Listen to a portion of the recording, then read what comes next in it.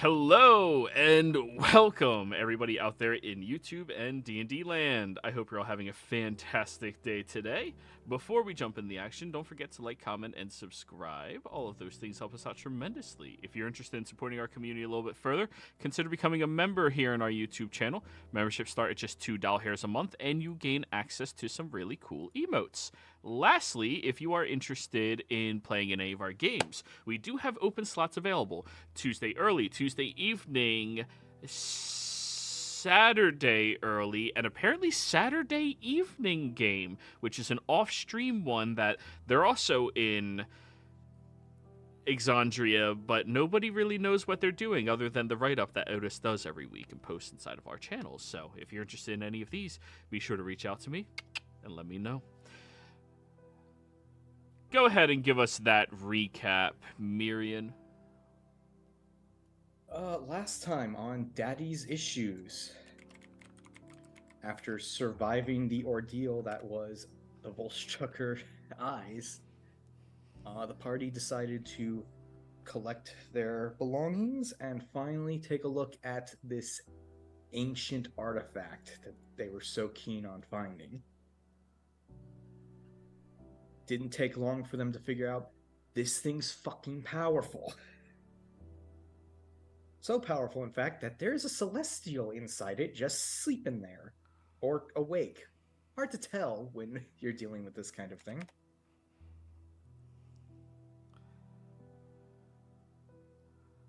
A lot of convoluted attempts to figure out, oh yeah, if we try to remove them, everything blows up.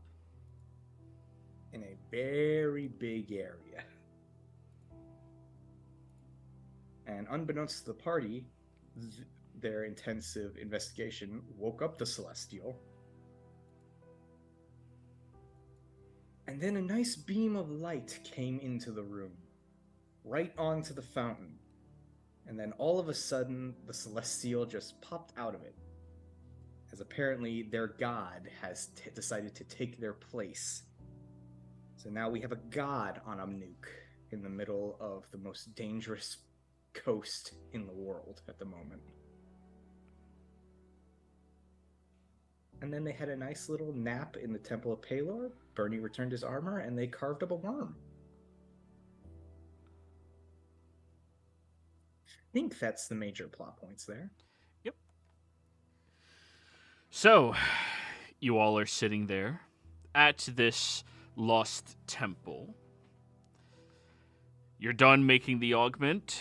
Who put it into what object for whom to wear? We were thinking of getting Lily to enhance Bernie's shoes to be a 2-slotter to put it in there. That was the plan, the last I remember. That's the last I remember as well.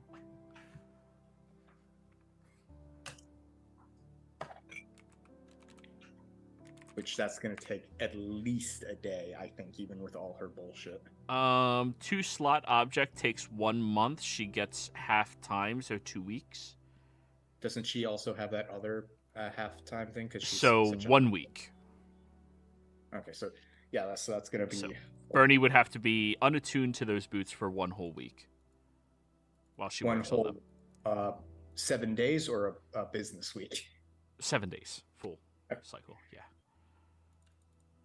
So we have 5 days without Trent active. And some change. I was thinking on that, Miriam. We have a sample of Eyes' handwriting. We know that a copy of it gets sent somewhere when Empire paper is used. Shall we send false orders? Yes, we should. I start pulling out maps and everything of where do we want to send them? You and Bernie and Tolsha, you handle that. I'm going to message Arden because that's the only other person we can send these to without causing a panic. Right. Hang on. I think... Well, why don't we kill 2 birds in 1 stone, as it were? If we we might go back to Pride's Call and speak with dear old dad. And he might be able to assist us with creating some decent subterfuge, I think. Seeing as he used to be one of them. Clever. Though we need to return to Satiana first. Right. And pick up our other siblings. True. And our elf companion. Yes. We just left. I hope she had a lot of fun killing Imperials during that dragon attack. And by the sounds of it, she did. Right. Since Satiana should know the good news that Eyes is dead. Yep. As dead as we can make him anyway. We don't know what Trent might have up his sleeve. True. Or what Eyes himself might have had. But yeah. So just to reiterate, did we have a long rest already, or? Not yet. Okay. Yeah. So also we did the math with all of Lily's stuff in order to add the second slot to your boots for the haste for the speed augment. You need to be attuned to it for 7 days. Oh, nice. She has to actively work on it for 7 whole days of downtime. But something like that usually takes a month, so. Right. Yeah. She gets half. All right. Yeah, I'm kind of out of attunement slots, though. Right, but this You're unattuning to them for that period of time. Right, okay. Yeah, because when you have an augment inside of an item, you have to be attuned to the item to gain the benefit of that augment. Right, yeah. Unless it's a static to hit or to damage. Yep. Those are just static. Actually, that's actually a question. How long would it, in comparison, how long would it take to turn that giant shield mirror into a tower shield? Transforming one legendary quality object into a functional version of a different object. If you just want her to crudely put it on, it would probably take her a full day with a decent workshop and like rare materials. But if you want her to actually make it a functional tower shield, not just a mirror that makes you really clumsy, that would probably take her a month.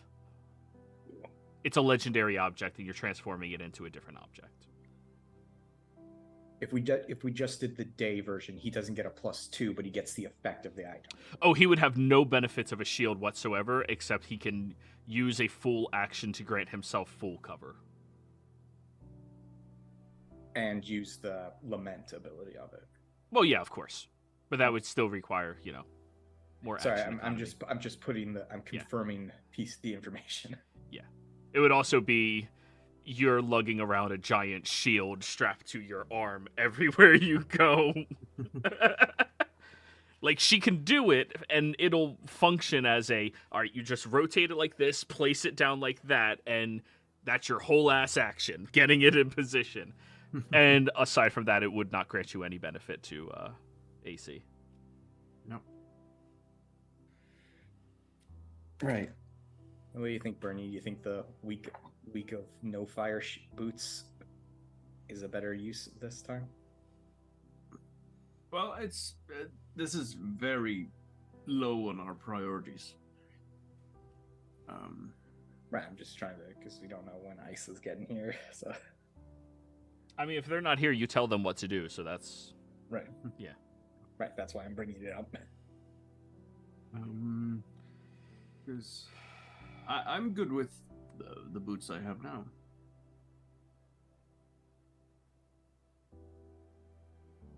All right. Yeah.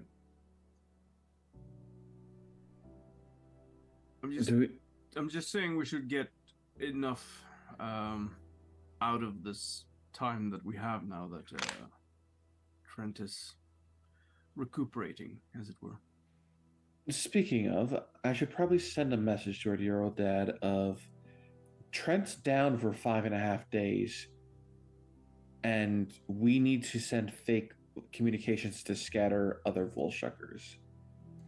If you could start doing research on that. Yeah, good idea. DM, judging from our last conversation with our father, can I make like a insight on what he would do with the information that Trent is out of the picture? Oh God, you have not spent nearly enough time with him to know what he would do. Okay. I mean, you know he was very desperate in what he was doing when he made us. Yeah, like, you can make assumptions that you would like, but there's no... I couldn't possibly know enough about No, him. you've spent a total of, like, a week of your life with the dude. You don't know him that well. Okay. Yeah. I'll do sending to him. It's like, hey, Dad. We need to make fake Volshucker communications. Would you be willing to help with this? Question mark.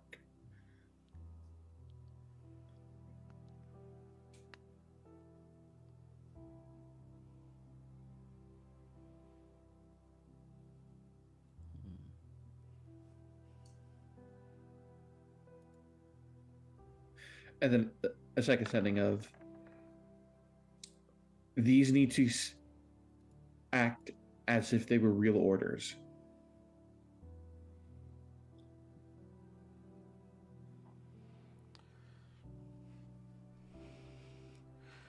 Don't waste words.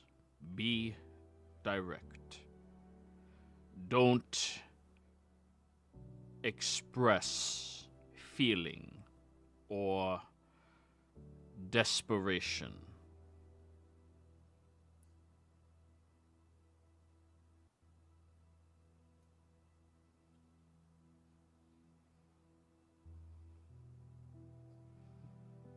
I will relay that to the party. Another sending. Thank you. No reply. Oh, go ahead.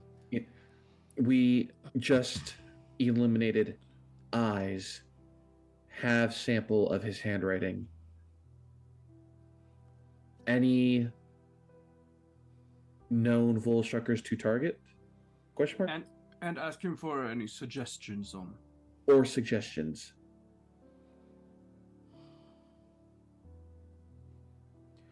I don't know eyes. Each Volstrucker had a code when expressing themselves. Mine was Latvan.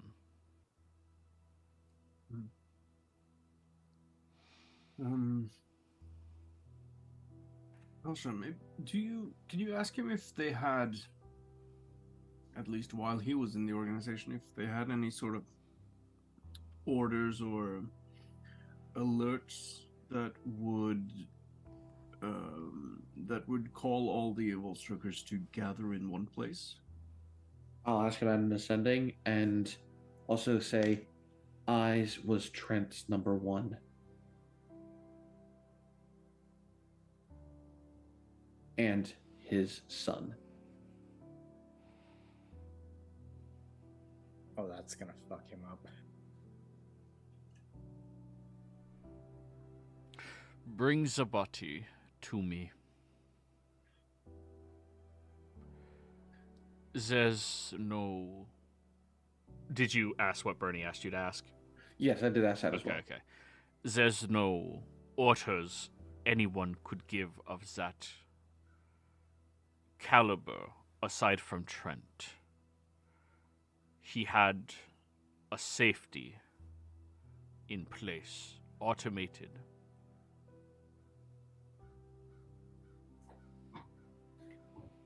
Another sending. Do we just keep the head, or do we take the whole body with us? The rest of the body disintegrated. That we only have the head. We only have the head left. Rest of body disintegrated. Spell removed from head. Speak with dead works. Bring it here. I need to see something.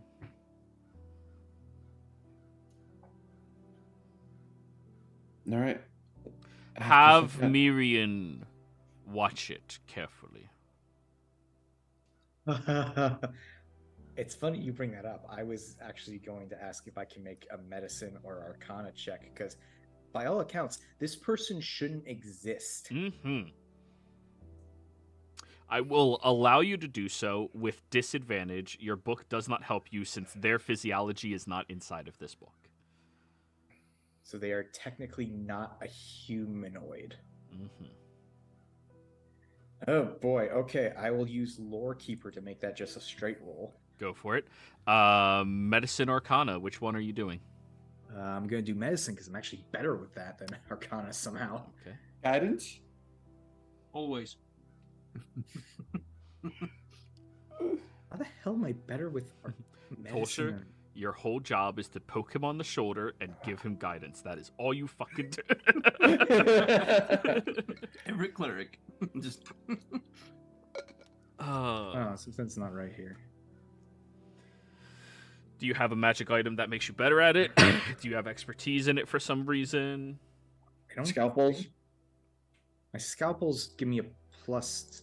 That's it. It's the scalpel, so give me a +2.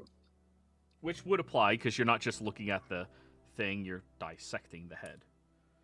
Right, sorry. My brain was like, my wisdom is so much lower than my intelligence. How is it better? All right. Plus the D4. Yep. That's a 25. Mm. That means the low CC.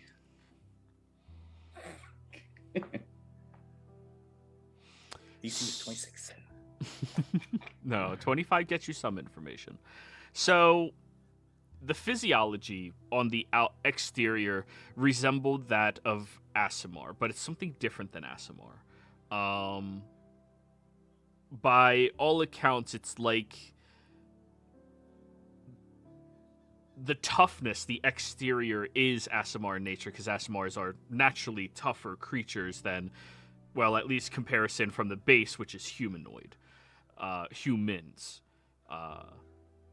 The exterior seems like that, but the interior seems more magically resistant to that. Something that you've seen in your research about Yuan-Tis and such, how it's not actually their skin that does it, it's the physiology of their body, the way that it's differently formed and the muscle structure is differently layered that makes a lot of magics difficult to directly affect them. It's similar in that. And then the bones. These bones are way too old to belong to someone as young as him.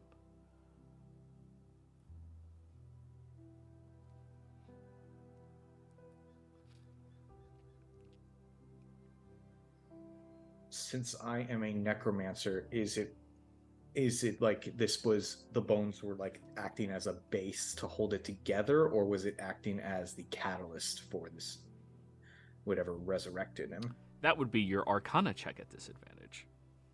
The medicine yields the medicinal aspect. Okay, I will roll this Arcana with recap inspiration. Guidance? Let's go. Guidance. Bernie already said Tolsha's hand is staying there. Oh, Do you have a viewer inspiration? D4. I don't. I used all of them during the fight with eyes. Fair. Fair. 17. 17. Ooh. That might be a threshold.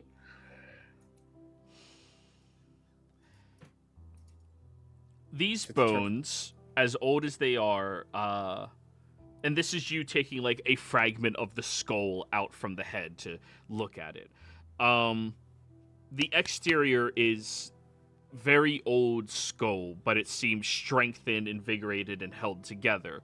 That is something that necromancy is capable of doing. holding objects and dead things at the specific time of death is something that you are very knowledgeable about. However, underneath the skull is a very rare metallic material that you don't recognize. That has like glistens and glitter attached to it as well, or something. So it's very strange and seems more representative of construct than growth of a natural human. Adendu, have you ever seen this material before? As I hold open the skull to show I'm effectively holding open the skin, and I'm peeling up a piece of skull, and now there's a piece of metal under it. It's a good thing I have medical tools to keep the skin open.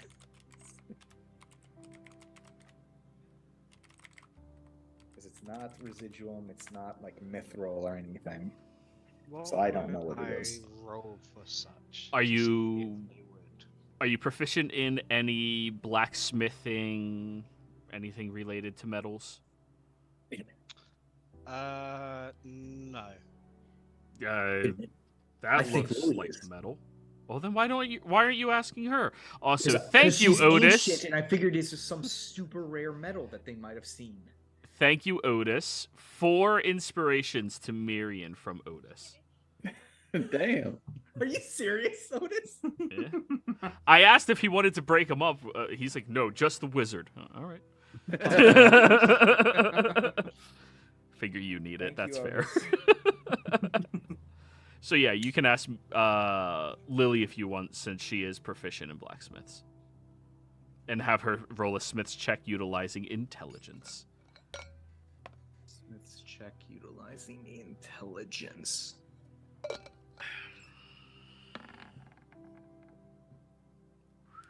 27, and does she have any flash of geniuses left? No, she doesn't. No, she Flash doesn't. He of rushed- genius can only be utilized when you fail an ability check, not Right. when you sorry. meet certain thresholds. Sorry, But sorry. guidance. Guidance, yes. Flash of genius Sorry, is my- only for when you fail, not when, well, I want more thresholds. Sorry, I've never actually played an artificer. It's all right.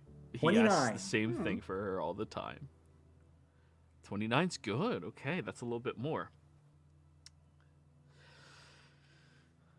She looks at it and then reaches into her bag and starts rummaging around a little bit and pulls out this node and looks at it very closely and then looks at that and yeah, that's mithril. Refined mithril.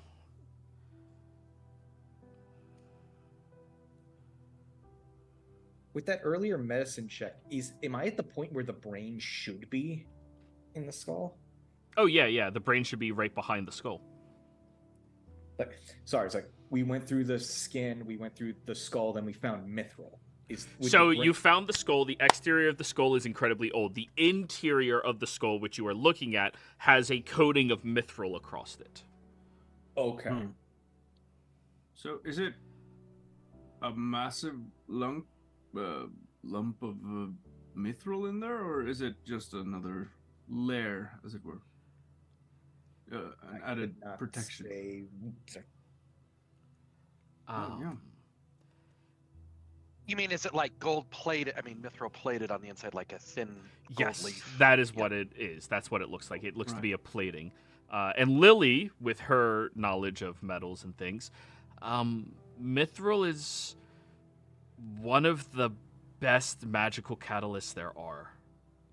It is highly conductive, very difficult to smelt down, but once you get it into a shape, that shape is soft enough without bothering with chafing, but strong enough that most things won't break through it. Maybe it's some kind of mind shield. Adamantium's the only thing that is naturally stronger, but it's not as magically conductive.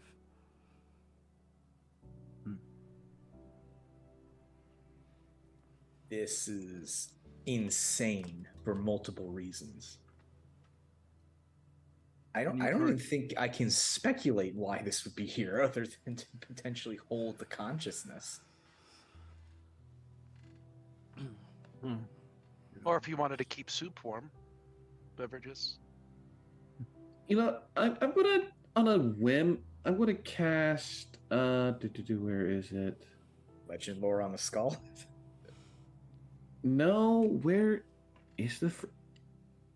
I'm gonna cast detect magic. See if there's any active magic coming from that skull.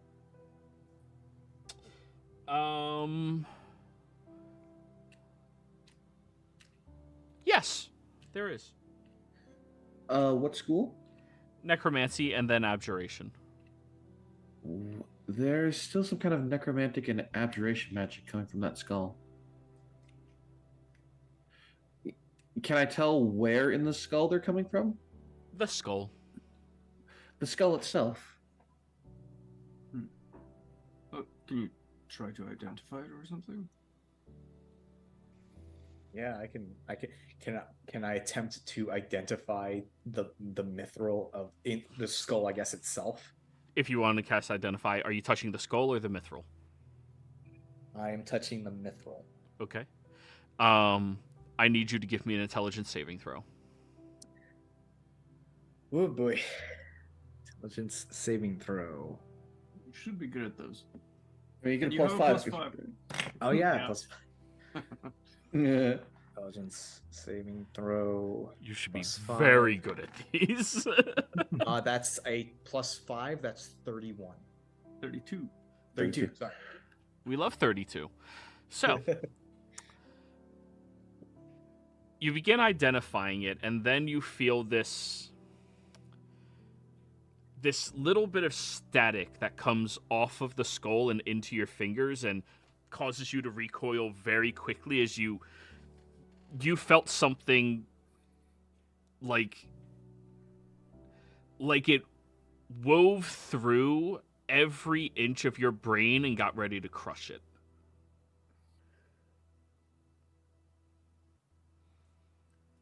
I've seen psionic scream go off. Did it feel like a high level spell? You've also seen synaptic static. It seemed closer to that, but much more invasive.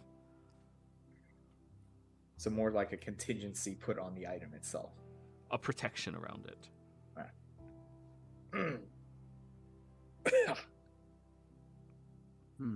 Doesn't synaptic static still hurt me? For this, it's save or suck. Okay. Really suck. We didn't cast Speak with Dead on the skull yet, right? Yes, you did. We did today. Oh, yeah. Okay. So we have to wait, what, like 4 days or something before it can be done again? It's every 7 days. No, it's 10 days. Every 10 days, yeah. Okay, yeah. So no one can talk to it again for a while. Yeah. Okay, but identify goes off? No, that it stopped you. That was the safety precaution it has.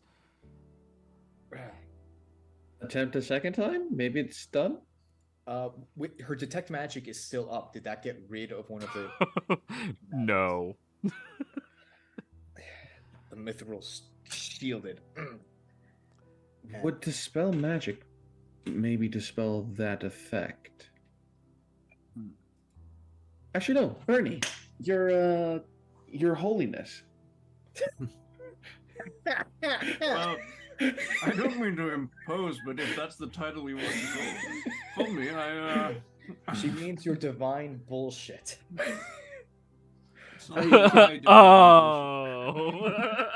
Your holiness. Well, yes. I mean, if you could end one effect, you could end the abjuration effect. Well, potentially, but the creature, or it has to be voluntarily. Oh, it has You to have be to- voluntarily done. You have to willingly accept me to remove the effect. How does that work on corpses, though? It usually doesn't. Or you just ask your friends. I mean, does a skull become the property of the person holding it?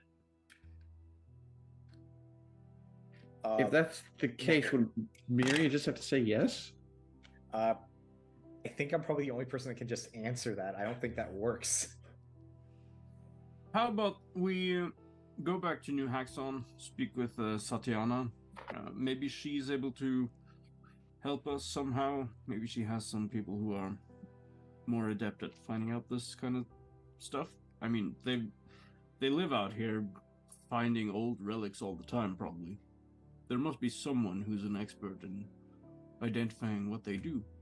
I mean, I have a method, but it stops all magic. Right. We could always ask the spirit of the skull. In 10 days. No, it doesn't have to be 10 days. Granted, it would just be one question, and they can't lie to us, but What do you mean? I can talk to him. Really? Mm-hmm. How? Well, I mean, we can all talk to him, just not with him.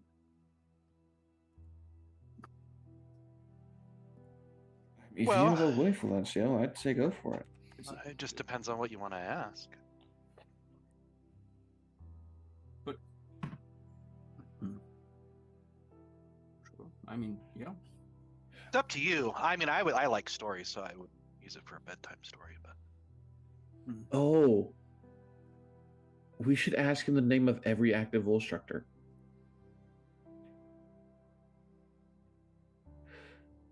He said he can lie to us, right? The Yeah. ability to enforce it. yeah, it's just like talking to any of your other friends. They can lie to you. Oh, they can lie. Okay. What if it's in a zone of truth? The zone of truth requires the being to be present during the time. This is calling us. I don't know how the ability works. Zone of but Truth it's like- requires a creature or humanoid. Spirit is not a creature or humanoid any longer in this instance. It just says a creature. It Yeah. doesn't say right, a ghost isn't a creature.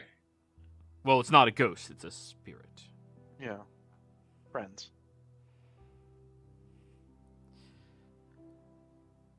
Right. Well, I suggest we think on it and go back to New Haxon. Yes. As soon as we can.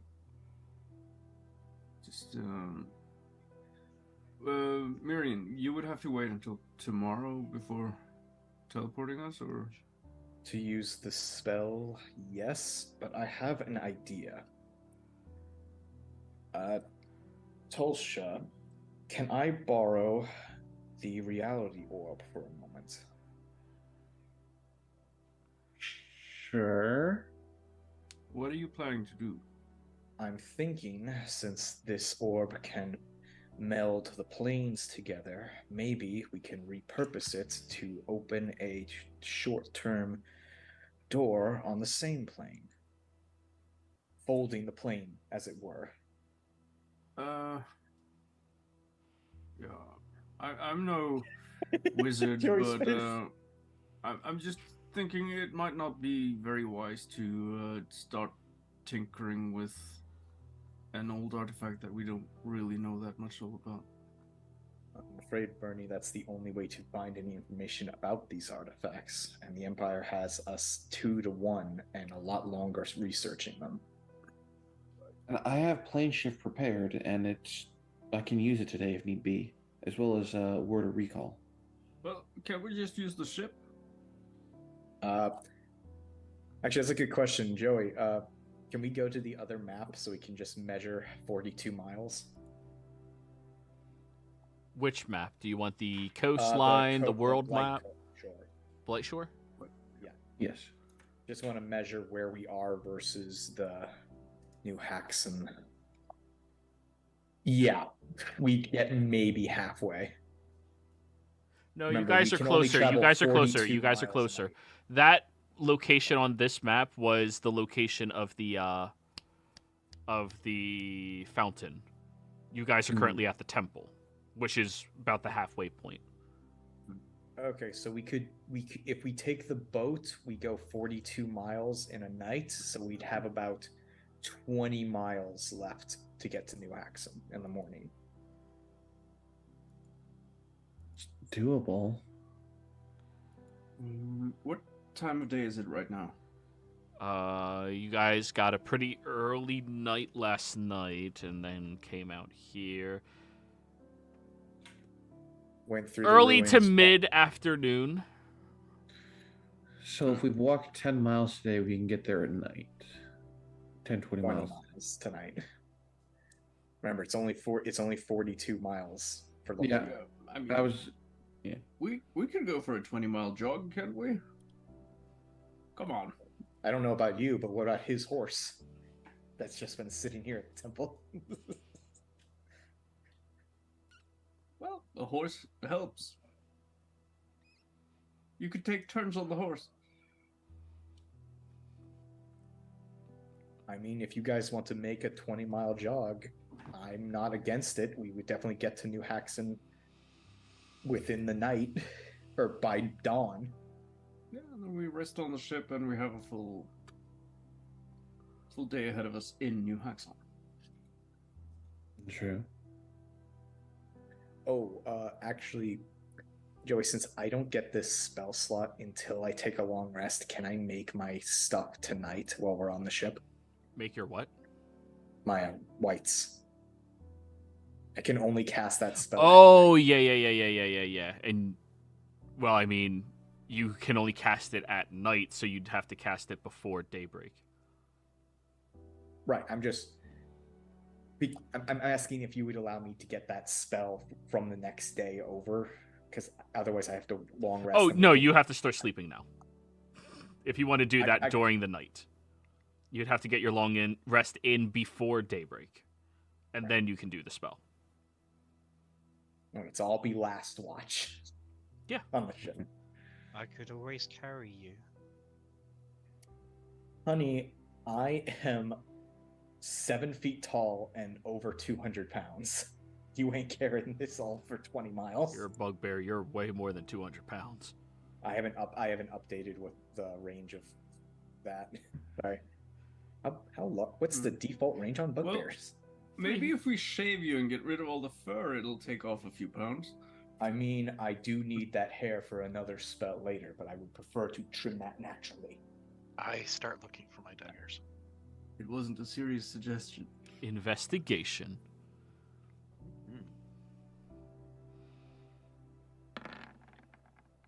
17. Okay. You can start gathering up some of your daggers that you've lost here, I guess. I'm going to start sharpening one. Okay.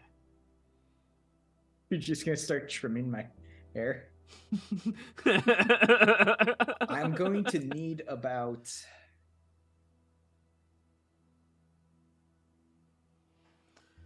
Doesn't actually tell me how much of my own body mass I need for that spell, so I just need a handful of hair. Says body mass. What spell are we talking about again? I'm looking up simulacrum. It's I said mass, but it refers to hair, fingernails, clippings, and other pieces of creature's body. So it doesn't give a weight. The only material components are ice or snow and powdered ruby. Some hair. Yeah, you say take off, a good fistful. Unless you have to shave your entire head to put it on that and then regrow it. That would be hilarious.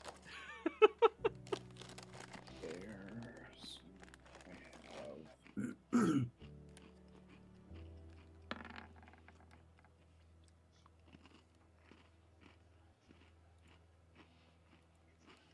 this is, of course, if Marion will let me. Is this enough? And I hold up my hand with some. Of your fur. Yep. Thank you. That will do. Okay, this is weird because it's 2d6 times size modifier. What the hell does that mean?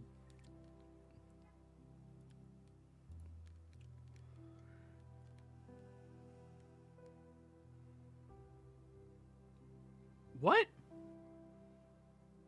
Where are you seeing 2d6 times size modifier on simulacrum? In the racial traits for bugbear weight in pounds, 200 plus 2d6 times your size modifier. Oh, 2d6. The modifier should be in all of that as well for Bugbear. Yeah, but it just labels it as medium. I don't know what reference in terms of numbers. So it would be...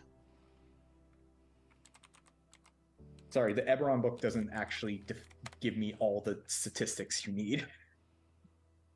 Well, Volo says they weigh between 250 and 350. Yeah, between 250, 350. So you're on the lankier side in most situations, right? Yeah. For Goliath, you were lankier, so just put yourself at like 260. You're not malnourished. Okay. Describe your clothing again for me. I forget. I'm wearing Lyceum robes, which cover my entire form. A blonde wig that now is also the hair color of my fur because we decided that would be funny. I have like normal sandal shoes. Actually, it would be funnier if the blonde wig was still blonde on top of your fur. Oh, it's still blonde, but it's just an off shade of blonde, so it's very pronounced. Okay. It's like one of those people that just like, oh yeah, they did a touch up on the roots. I'm confused that we don't. I thought we did a long rest last time because I've got We all did my a short slots. rest. No, you guys long rested inside of the fountain area. And then We you did. released Adendu. Adendu. Oh, we did do that. My Yeah. God, my brain. Yeah. Right, because we were exhausted. Yeah. Okay, my brain did not do that in track on my head. Okay, so I do have that spell slot. Never mind. I can do that on my watch then. Okay, yeah. So we can spend the rest of the day walking towards New Haxum, and we just need to make 20 miles in what? 8 We're hours? in mid-afternoon, so and dusk is usually around 6 or 7, so 4 hours. It's a very quick pace, but I think we can do it. You would not need to wake up for a watch. I could easily replace you.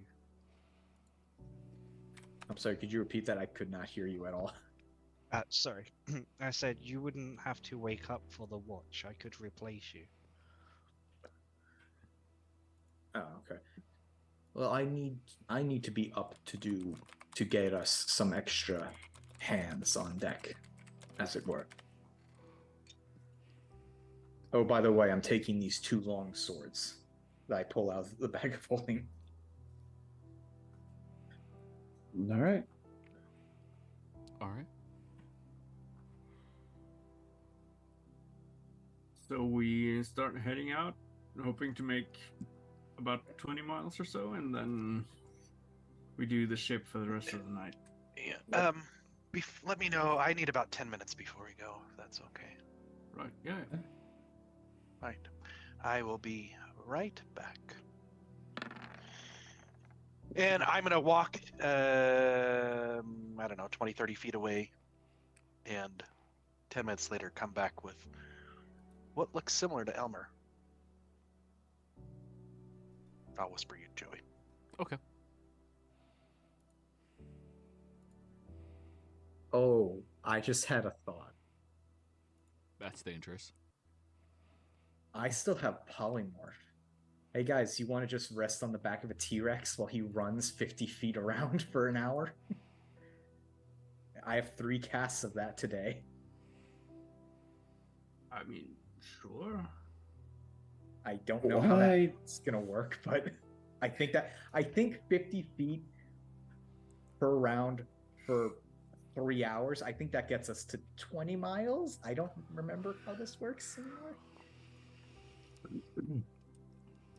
Actually, let me try to do that math. How many feet in a mile? 5,280. You came up with that fast. Memorized at this point. It's 500, 5,280. 5,280. only 500 miles. So 50 foot per second equals 34 miles per hour. So Or- I could get that done. So we could make the 20 miles we need in an hour. Oh wait, I did that wrong. I needed that was per second. I'm pretty sure D&D already has like travel pacing for. Oh, we Yeah. do? Yeah. So it is 5.6 miles an hour at 50 feet around, not including dashing. So. Sorry, I'm sure I didn't mean to overcomplicate this. I just wanted us to not have to worry about ending up in the middle of the desert at night. Oh, that's At fair. dawn. Is 50 foot with dashing or not, Miriam? That's base speed for the T-Rex. So Okay, not so- dashing. Calculations: 3 hours for a T-Rex to do it, 6 hours for you all on foot to do it.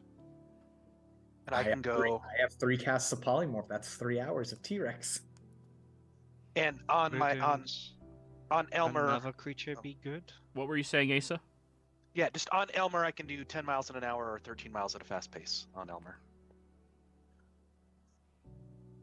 So you could have that done in 2 hours on Elmer. Yeah. Yeah, but that would leaving everyone behind. Right. So I will stay with them for now. I have to report back to. Oops. Hi, Trent. How are you? Everyone thinks we're joking as of now. It's great. Anyways, I mean, you can't respond to a disembodied lich at the moment. Adendu, what were you about to say? Wouldn't a flying creature be worthwhile instead of a ground creature? Sadly, I have not encountered any flying beasts that I can use the spell on. As far as I remember. That could carry all of y'all. Yeah, that could carry all of us. T-Rexes are big. Yeah. He hasn't found any beasts that are gargantuan yet that fly. Okay. Unless those wyverns count. No, those are dragons. Yeah, wyverns are not beasts. You'd need to know beasts. And rocks are monstrosities. Correct. Yep. Yeah. I was True real polymorph, it would have made this so much easier. But So I'm looking at the D&D stats for like traveling. It says normal pace is 300 foot per minute, 3 miles per hour. So if we travel for 7 hours at normal pace, then we can have the night on the ship. 7 hours would be great if we were doing this at dawn, but we're in mid-afternoon. We have 4 hours before the ship. so you guys are going to have to do a forced march, a fast pace. Right. Okay. Yeah. On a T-Rex. Yeah. Which No, will... that was his calculations were for us walking. Right. On a T-Rex, you guys have plenty of time. Just walking, you might get tired after a while. Not Bernie, of course, but Yeah, Bernie's a trooper. he's canonically every morning runs like everyone else is. But yeah. Okay. So T-Rex then. And we're off. Good shit. Now we're moving. Alrighty. I'm just going to fast track until the night. Who's doing which watches? 1st I'm watch. doing the last one. Alright. 1st watch. I'll do first. 2nd watch. I'll do second then. 3rd. Third's last, right? No, 4th is. Okay. never mind. Who's 3rd? If Lily need can be be. third. Oops, sorry. Okay. Fulgencio and Lily. Sounds good. And 4th watch is Mirian. Alright. Roll for 1st watch.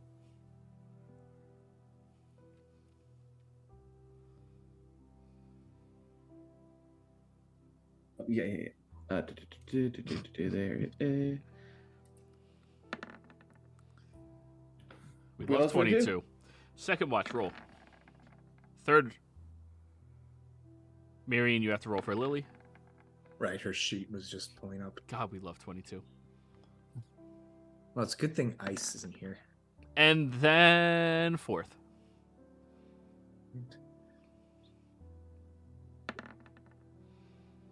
Ooh. You know what? Thank you, Otis. I'm just gonna re-roll that last one because I don't want Joey to be. Boo. I have plans for that last watch. This is what happens when you give some. Oh. Well, Undead, Right, were coming you also before taking a watch? I did say I could do the 4th one. Oh, Yeah. I didn't hear that part. Go ahead and roll your perception check. Okie I want dokie. my reinforcements to come. 24. Perfect. Good. Alrighty.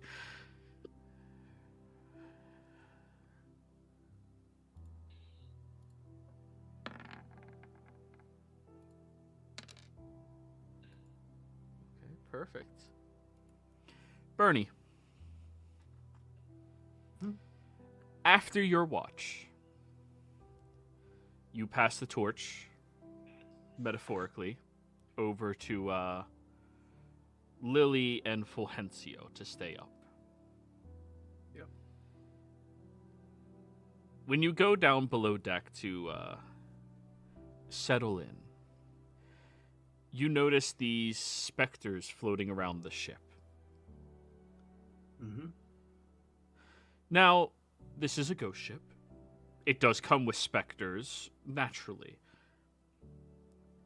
But these ones look different.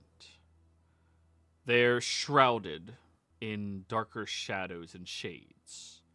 Their eyes look far more intelligent, and they seem to be waiting for you as you enter into your room.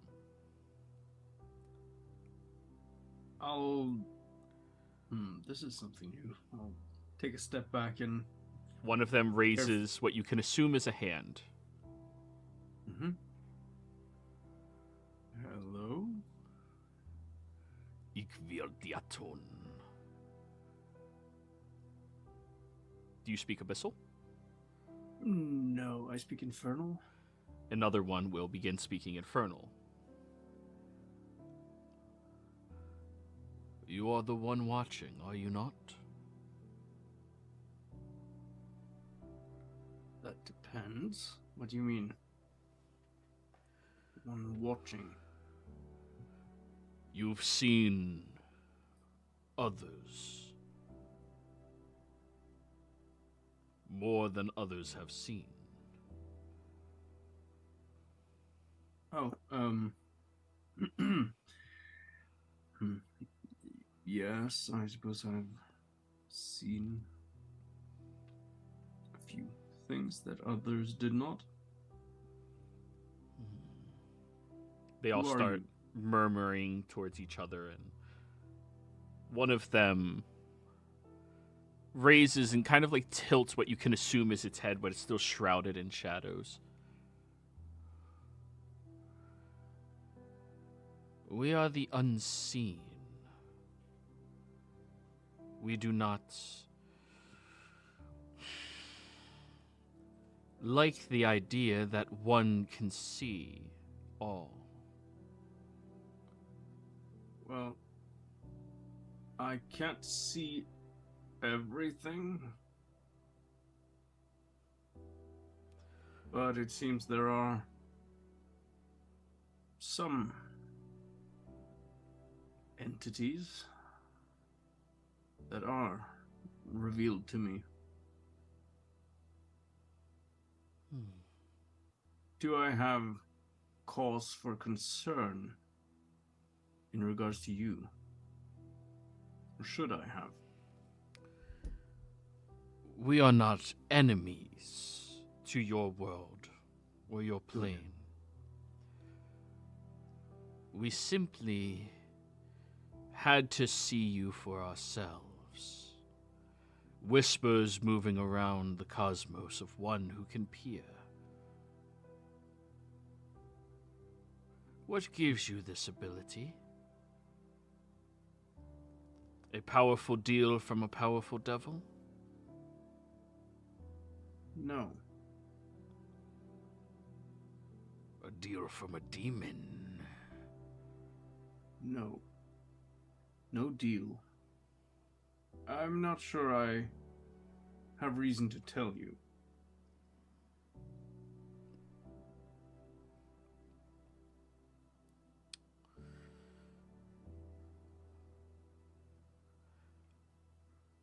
We have a proposition for you.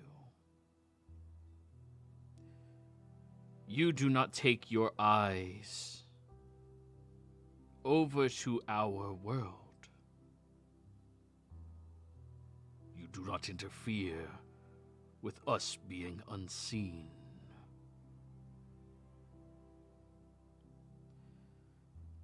And in return, we will tell you how you can really use your eyes.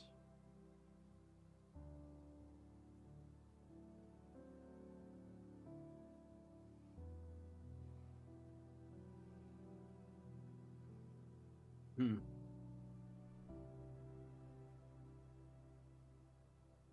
Well, I would need some time to think, if you will give it to me.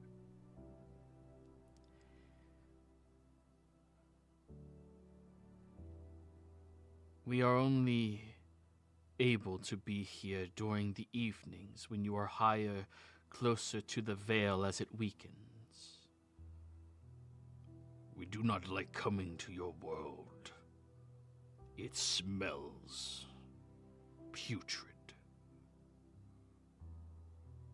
I want to use my divine sense just to get a better sense of these things. Do they seem undead or When you do this, fiendish? one of them is a demon, one of them is a devil, one of them is a fae, and one of them is a celestial.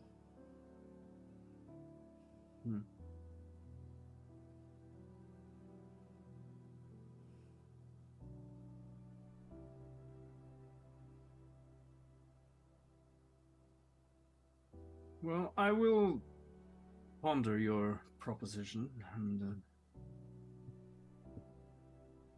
you will have an answer soon, if we can meet under similar circumstance. We will return here and wait for you. Tomorrow is your answer. You can sense from the one that was demonic a bit more aggression compared to the rest. Right. You better accept. We highly encourage you to do so. We are not looking for more enemies. We simply want our privacy.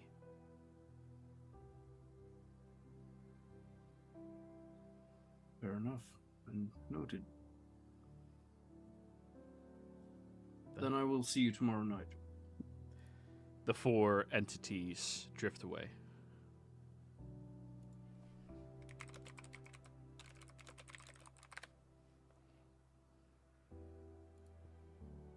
Then,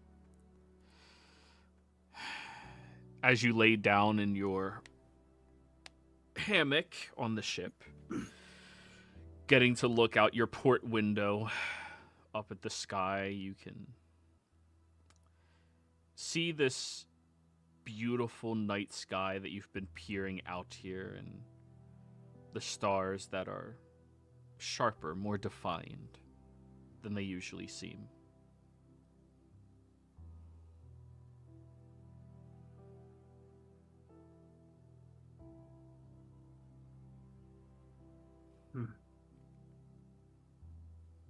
Have I heard of any mentions before of anyone called the Unseen? Just knowledge religion, if I can roll. You can roll.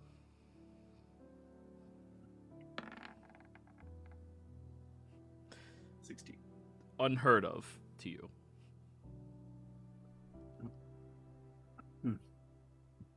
You could sense weary from them and clear hostility from the demon itself. Right.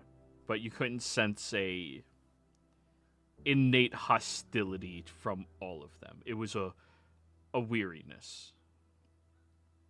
Yeah. Then I'll say a short prayer to the Lobear and go to bed. All right. And hopefully, I'll ask her for guidance in regards to this conundrum.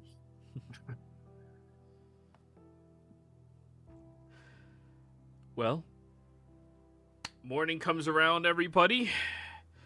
You are right outside of New Haxon. Just before the morning. I only need a minute to do this. Before the sun shows up, Miriam is going to cast create undead on the two bodies of Eyes' companions, the muscle and the assassin, and I'm going to be casting it at 8th level. Ooh, all right, roll that in chat for me. I've been saving this until we got in our 8th level slot. Up to 3 corpses, medium or small humanoids within range. Each corpse becomes a ghoul under your control. As a bonus action on each of your turns, you can mentally command any creature you animated with this spell if the creature is within 120 feet of you. If you control multiple creatures, you command any or all at the same time. You decide what action the creature takes, and during its next turn, or it can issue a general command, such as guard a particular thing. Once given an order, the creature continues to follow it until its task is complete. The creature is under your control for 24 hours, after which it stops obeying any commands you have given it. To maintain control over the creature for another 24 hours, you must cast the spell on the creatures before the current 24-hour period ends. This use of the spell reasserts your control over up to 3 creatures you have animated with the spell. And what happens when it's 8th level? At 8th level, I can, instead of 3 ghouls, I can make 2 whites. Oh, so now I need to give you a whites handout, huh? You already did. This is what we talked about. Oh, before I went on vacation? Yep. Okay, I completely forgot. What's interesting, it says to reassert control, you have to cast it again at 8th level. Yep, this is my 8th level slot, guys, to get 2 challenge rating 3 monsters on our side.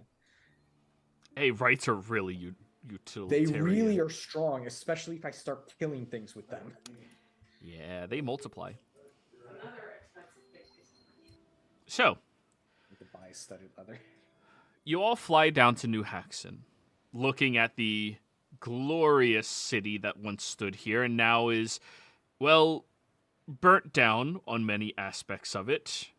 The main centralized location to where the garrison was is no longer smoking, but you still see the destruction that has taken place. At this high hour in the morning, nobody is currently outside working on cleanup, but you already see the stacks of new planks of wood that have been gathered and, well, positioned to start rebuilding sections of the city. You start trotting through, recognizing a handful of the individuals who are, well, now homeless, living on the streets since their buildings were destroyed during the battle between a lich and an ancient dragon.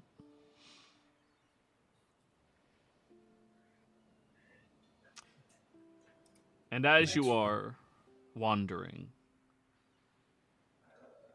eventually you do see Satyana, who seems to have aged a little bit, even in her humanoid form.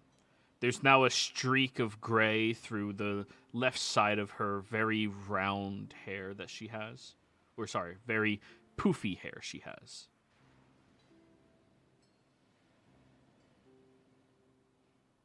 I wanted to just, that morning before we get into town, if I can Sure. rewind a little bit. Yeah, I got a little rewind too. Oh, I apologize. Cut me off next time, That's guys. Mine's a baby one. It's not that big of a deal. Okay. Yeah, you can go first then. Okay. I'm gonna say to the whites, "Hi, Timmy. Hi, Carl. Glad you're joining us today. It'll be good to have you with us." So they actually can talk back to him if they have any memories of their previous souls. I will, and I'm actually speaking to them in. Hungrul. Yep. And that's the language they know. And I'm just gonna that's it. That's all I want to do was. Wait a minute, I recognize 3 of those expressions. How do you know Hungrul? Bro, all my friends speak it. We need to have a long conversation once we get to an inn. All right, now Bernie. Right. Speaking of weird languages and things, I'm picturing we're like all seated together having breakfast or something. Sure. So we had to find. I was wondering if any of Focus. you have heard of a group of entities called the Unseen. Just like that, the lights cut out, and we meet our friend from our group that told us not to talk about interplanar stuff in front of people.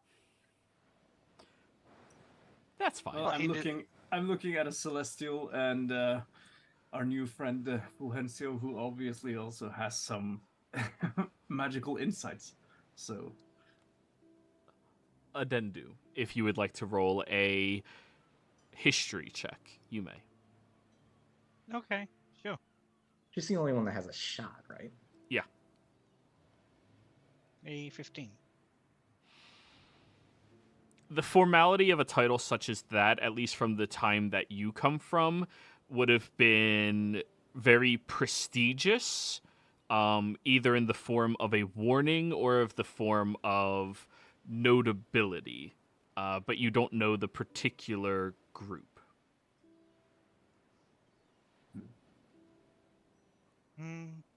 They are basically people of high nobility from where I travel.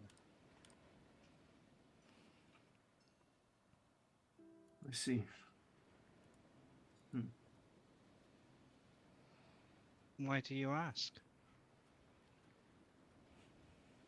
Because I had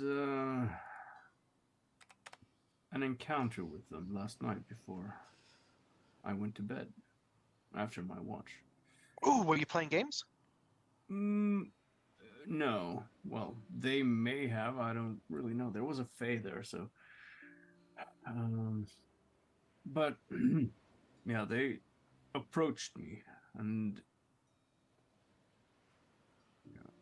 When you say there was a Fae there, what were all the kinds of beings there? well, I could make out 4 shapes. There was a Fae. There was a demon. There was a devil of some kind, and a celestial. They were all blurry, and they don't seem to really like the fact that I am able to see them or others like them. And they got along? It would seem so. Yeah, I'm not sure what exactly to make of them. They didn't seem malicious. Well, the demon did kind of, at least aggressive, but they didn't seem to pose any immediate danger to me or to you. And they asked if I would make, well, saying it like this makes me doubt it if I should, but they asked if I wanted to make a deal, basically. They would teach me how to see things more clearly, and I would leave them alone. Them and their world, which I am not certain I should. Maybe I should, but... Can I make any kind of history check or religion check of under what, if any, circumstances all 4 of those types would get along? Many D&D parties. Yes, let us look. Other than an adventuring party. I mean, you would go ahead. I think you shouldn't do something of the sort. If you have something that they want, they clearly will gun for you anyway. To allow you to see, but not see them, they clearly hide in something very important. Well, they That is- obviously... Oh, sorry, go on. Yeah, go ahead. That's Go it. ahead. Valencia. They obviously need to work on their... Did you suggest that they needed to work on their marketing? Name is horrible. I think it should be like the blurry or the hazy. I mean, you could see them. I could. I'm not sure you or any of you guys could have if you were there. So similar to the entity of the necklace. Yeah. And but I do agree with you, Undeadu. It seems well, I would just like to know more about who I'm dealing with here before I agree to anything. A very powerful group. Right. Back in my day, they were known but not known. Only the heads would be able to be a part of something of such. But that was when I was still around. Right. But do you know anything about what their agenda is? I do not.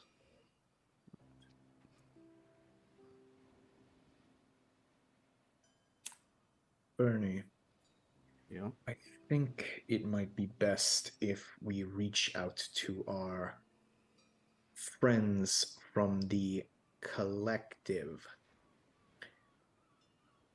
And I'm whispering and winking that.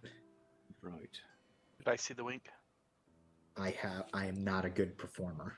Well, I let's can see. try. Performance against the passive.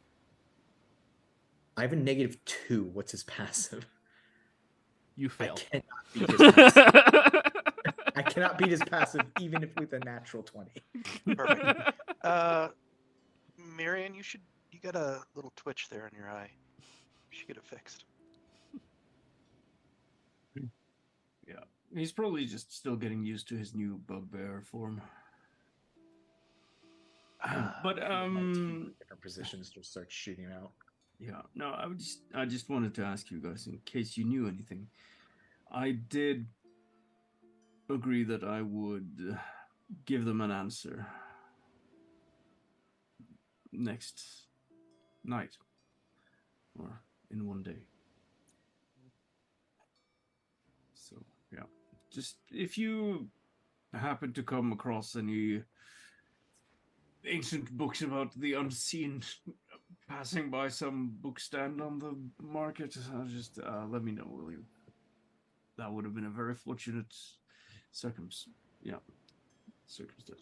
You know, Bernie, you know what you should do? You should check the bookshelf to see if there's any history books lining that wall so we can freaking just be mad at that we can't open them.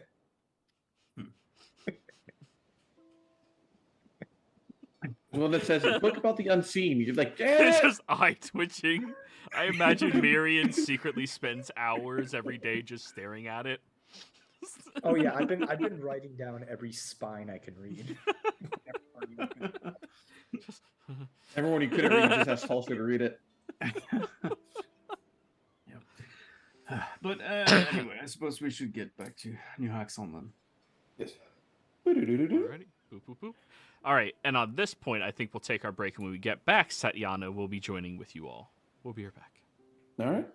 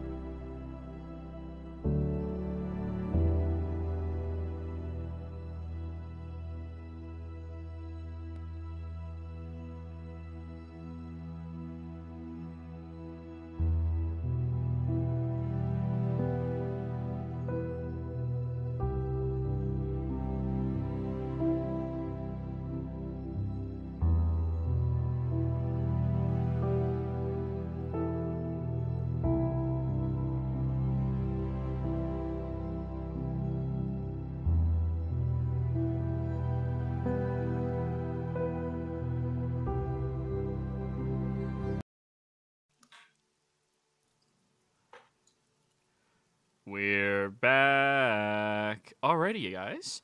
So, fast forward, you arrive in New Haxon. You see the decrepit nature of this city now that it has been attacked and experienced a very large-scale battle. Nope, not that one either. A large-scale battle between a godlike lich and an ancient dragon imbued with powers of family. Very Dominic Toretto of you. So, as Satyana wanders over towards you all early in the morning, she hesitates for a moment as she looks at two of you strangely. Eyeing Fulgencio, or sorry, three of you, Lily as well. Eyeing Fulgencio, Lily, and Adendu carefully. Adendu, when you look up at this individual, despite their humanoid facade, you can tell behind their eyes that they are something else. They're all allies, I assure you. There's a story to tell, but I believe it would be best to be said away from prying ears and eyes. There are no more prying eyes in my city. The- This is I her, was by gonna the way. say the ones you can't see, but she's a dragon. She has true sight. She's an ancient dragon. She got you sight. So she can see any scrying eyes, so she knows no one's looking shit. Who are these? This is Lily, our sister. This is Fulgencio. They came with Lily. Points over to Miriam. That's Miriam. He got turned into a bugbear. I could see that is still Miriam. And this is Adendu. She positions herself towards you, Adendu. Can I just point out something? It's undeadu. Is it Andadu? That's how it's spelled at least. Undeadu or Undeadu? Pronounce it however you wish. Okay. It's Latin, my dude. Pronounce it. There's no right way to say it. Yeah, well, right. there is. Adendu. Nah, in America, we just say the word and it makes sense. You are Adendu. Correct. How are you still alive? Oh shit!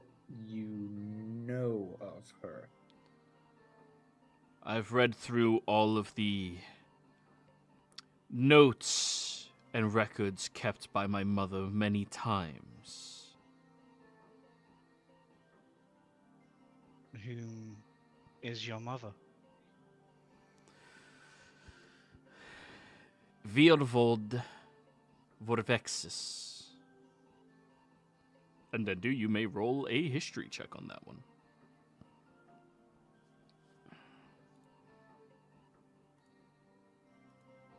$11. Well, not that difficult for you to know. The dragon ally to the divine on the Blight Shore itself. Ruler of Haxon, leader of the largest military on this continent.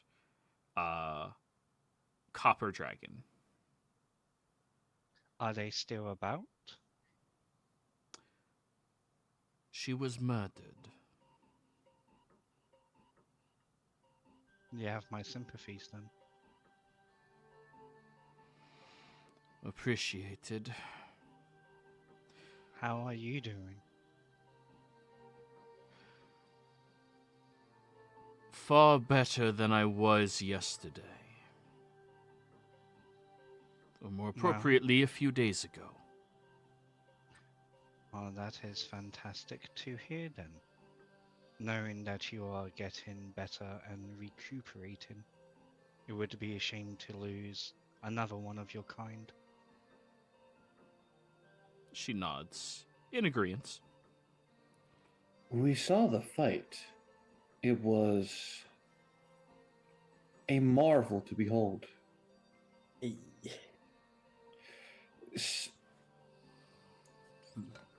Eyes has been eliminated. The location of the fountain has been found, and We have a problem. yes, What problem? I look over to Tolsha. Should I? It's kind of weird. go ahead. Apparently, the idiots who made that damn thing tied it into the weave of the area itself and used a Dendu as a conduit when they captured her. That could not be. Or else it would have been catastrophic on her freedom. Had someone not taken their place. My lord has taken my place, broke the weave for a mere second for me to escape and then replace me. In return, I shall usher the souls once again into the after.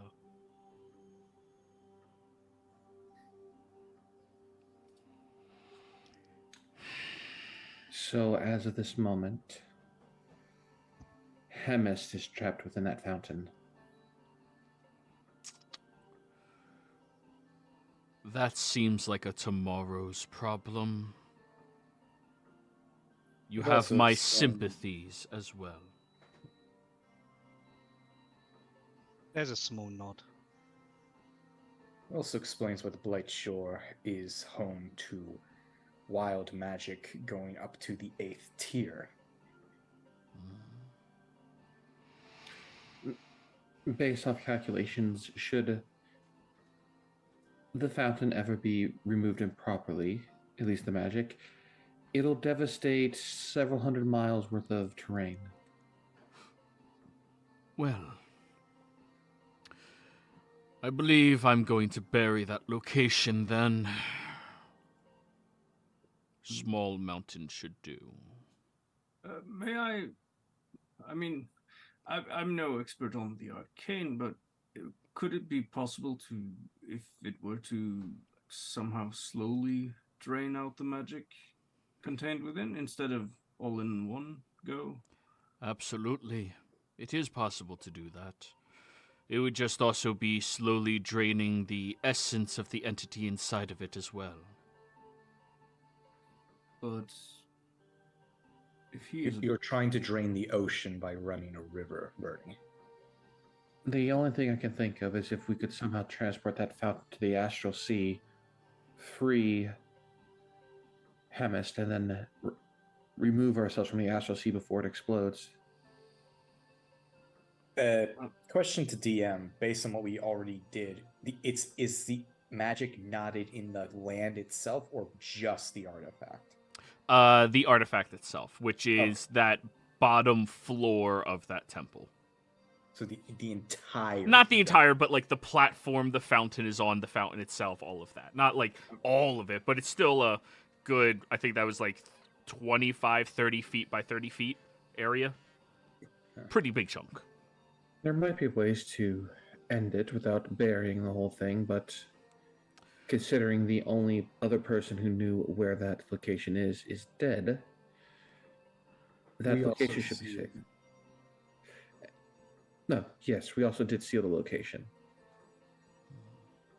well, I didn't suggest that as a short-term thing, but I mean, Hemist is a minor deity. He should be able to reform, even if his essence is drained, No. right? It takes everything from you. Oh,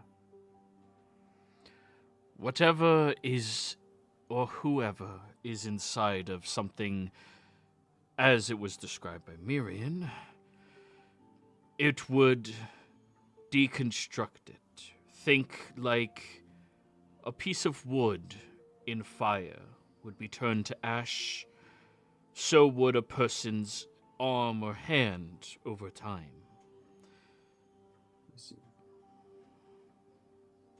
Well, this type of magic is beyond my understanding, anyway. Just throwing out ideas.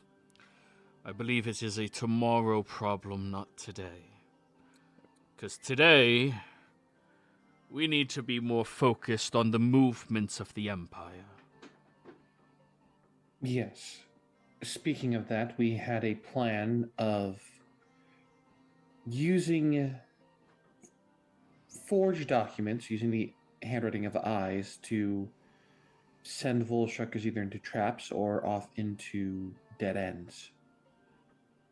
We have a contact that might be able to help us with that, along with knowing the method of their communication and knowing that any paper that is using that method that was made in the Empire gets sent somewhere within the Volstrucker line. So my recommendation, if you have any paper that is originally from the Empire, Burn it. burn it. You can't trust it. Very well. Especially high quality, the kind for spellcraft. Yes. Noted. I have reports from my agents, by the way. Oh? Yes. They haven't been able to come back to our city ever since the infiltration that has taken place. But as you can imagine, I was not simply lying down and being forced to do the bidding of the Volstruckers. It turns out that there was already the first grand battle that took place. About 60% of Nicodranus is completely destroyed and eradicated. What? They had an artifact, powerful in nature. It was capable of destroying arcane protections even from an Archmage's tower within the city itself, even around the Marquis' estate and the protections over top of the grave site that belonged to the Queen of Raven's trusted clergy. I'm immediately sending a message to Diana Fire. Are you alright? We heard of what happened in Nicodranus, and then the other one to Hermes saying, is he alright? Because Hermes is over by the lake near Nicodranus. Correct, he's at the lake, yeah. Hermes, yeah, I'm doing pretty alright. I mean, in all honesty, weather got a little weird. There was a lot of lightning and storms, and I didn't think that was going to be happening. But, you know, it made the fish real active, which was really a Okay, so Hermes is alright, but nothing back from Diana Not Fire? yet. Give me a second. God damn. You're fucking speed running this shit. Come on. This is I have Tasha to suddenly think. worrying like, oh no, I have oh to no. think as different characters. So, Diana will reply to you. So you've heard. I'm fine. My house was destroyed. Many of my stalls also. But we were warned and evacuated quickly. Never sending. That's good to hear that you are alright. So, Stay safe. Satyana, what sort of destruction are we talking about here? Is it like, is the whole city gone, or what sort of, From what I've gleaned from my reports, they were sending out these contraptions made in Huppadook. They laid down fire that water could not quench. They had to be suffocated, destroying their croplands from the east outwards for about 2 miles, and then half of the city itself. In addition to that, they had this contraption that fired only a single projectile, and it was centered on the Marquis's estate. The estate is not rubble or ruin, it is simply extinct. And multiple blocks surrounding it are so as well.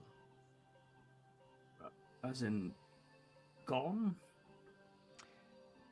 Just as wood turns to ash, so did the building. The stone, everything. By the gods. Which one? In my case, Mama Vusi. All of them, I would say. Why did this happen? The world is at war right now. The Empire is fighting against Tal'Dorei for some trivial reason. The catalyst of this fighting has been one Trent Ikathon. The aforementioned fight that they had mentioned was me against him. I managed to gain an upper hand, but I did experience a wound I was hoping you could look at, Tosha. Of course. How may I be of service? She wanders over to a canopy constructed, and she unbuckles her breastplate, and she shows you right above her right breast, there's this large, almost like hand mark of necrosis that seems to be like pulsating.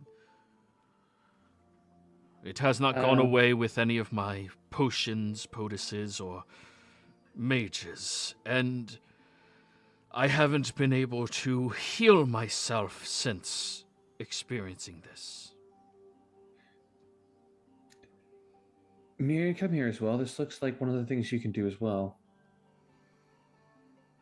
Examining the wound, am I Arcana. getting any similarities to the affliction that the headmaster of Lyceum had? Roll me Arcana, advantage because this is your school of expertise. Hey, Look at that, Necro Wizards. guidance. Guidance? Yeah, she beckoned. Like a D4, like a 24. Damn it, it was 25. Anyways, so Miriam. This seems more hastily drawn upon magic. The magic that settled into Headmaster Lyceum's mind and being was something that seemed a bit more methodical and well planned, deliberate for an attack against her. This seems to be a target on the physiology of her. It is physically interrupting her body from connecting to anything divine, and when you can't connect to anything divine, that stops you from being able to heal through magical or divine means. That connection seems to be severed from her, as if there's some type of unseen connection between a body and the realm of the divine or elsewhere.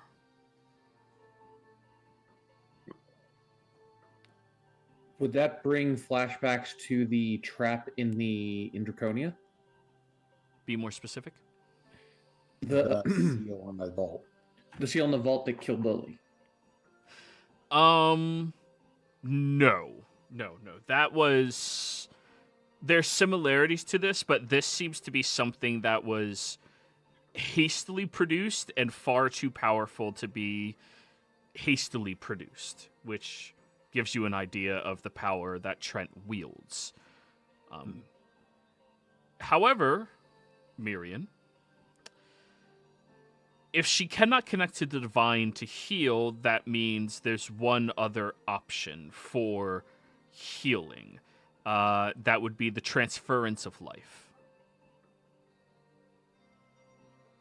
Necromancy would be the only way to heal her. I don't think I have one of those. What, you're Oh, not a no. necromancer who took every necromancy spell ever? I took. There's not that many. Wait, hold on. I have. Wait, life transference. I know that spell. What did I not take that? I have no idea. Let me double check. You know who has that spell? Someone who isn't divine? Oh wait, no, yours works through blood instead of just the divine. Yeah. So yeah, no. Yeah. I might be able to, if that's the case, Miriam. Can I? I'm I'll sort of consider standing it as well. outside the tent. I think. Just. Yeah. Is it okay if I come in and have a look? Absolutely. All right. She'll look over at you. Keep watch outside. You are if not. You do need a medical. Thank you. You are not someone in my periphery I see as a potential mate. You are more than capable of looking at a fellow warrior's wound. Of course. Just, walk over and have a look. I'm no expert in medicine, but I can at least try to remove afflictions. So I'll start reaching my hand out and wait till I see if she allows. me to She'll allow touch it, you to attempt, yeah. and then I'll try to use cleansing touch. You have the idea that a several 100-year-old dragon is not bashful about their body. Yeah, but she's still someone who's She grew up wants real fast. respect. Yeah. Oh yeah, definitely. That's good. You guys are being very respectful. I'm surprised. Most other groups would have had to fight her by now. Anyways. So- As they're doing that, can I start to ritual cast detect magic, please? Oh, you absolutely can. So, you place your hand over the wound, Bernie, and when I assume you're the remove one magical effect thing? Cleansing touch, yeah. Yes. You attempt to do that, and you establish the connection onto her, and you see the wound pulsates much more aggressively, and when you move your hand away, it's slick with this black ichor that you have to shake off, and you see your divine energies just drip off of the wound. It didn't seep in. Does it seem like it drained any of the ichor at least? Roll me a medicine check. Okay. I will assist him. Sure. All right. Oh, show guidance.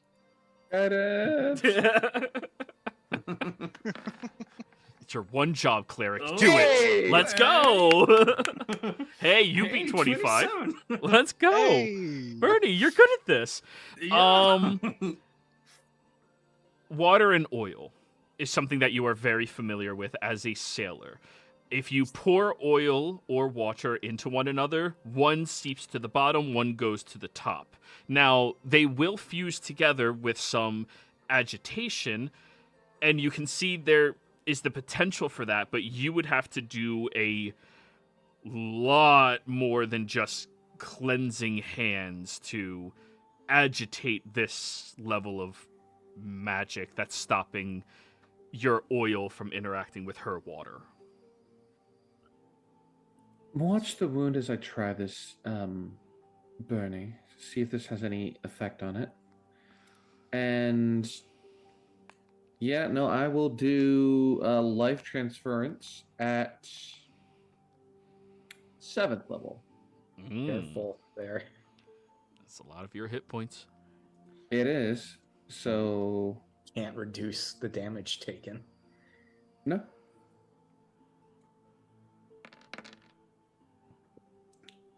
That's actually a low roll. So Well, it's- 39? That's how much you lose. It's doubled to heal. yes, I lose 39. They gain double that. 39, and they gain double. Okay, so... So they gain 78.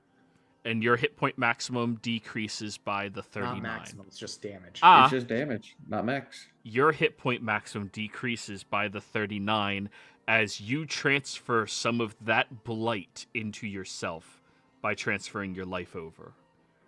Oh. Oh no. Okay. Can I try to use cleansing touch as she's doing that? You may. Yeah, I'll do that. Okay. Give me a charisma check, Bernie. Let's see how strong your will is. Check, not Alright. save. Yep. Alright. Still have... Okay, 21. That's not bad.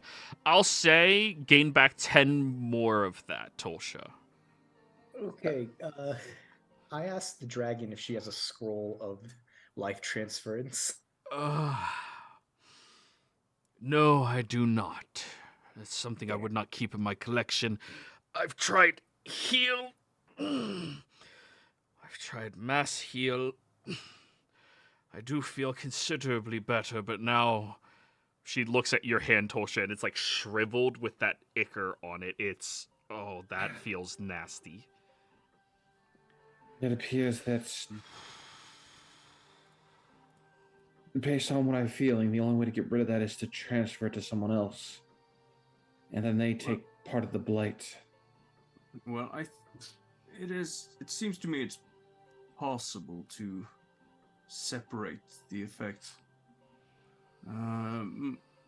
What I'm doing seems to have some minor effect, but I can do it a few more times today, but I think it will take more than that.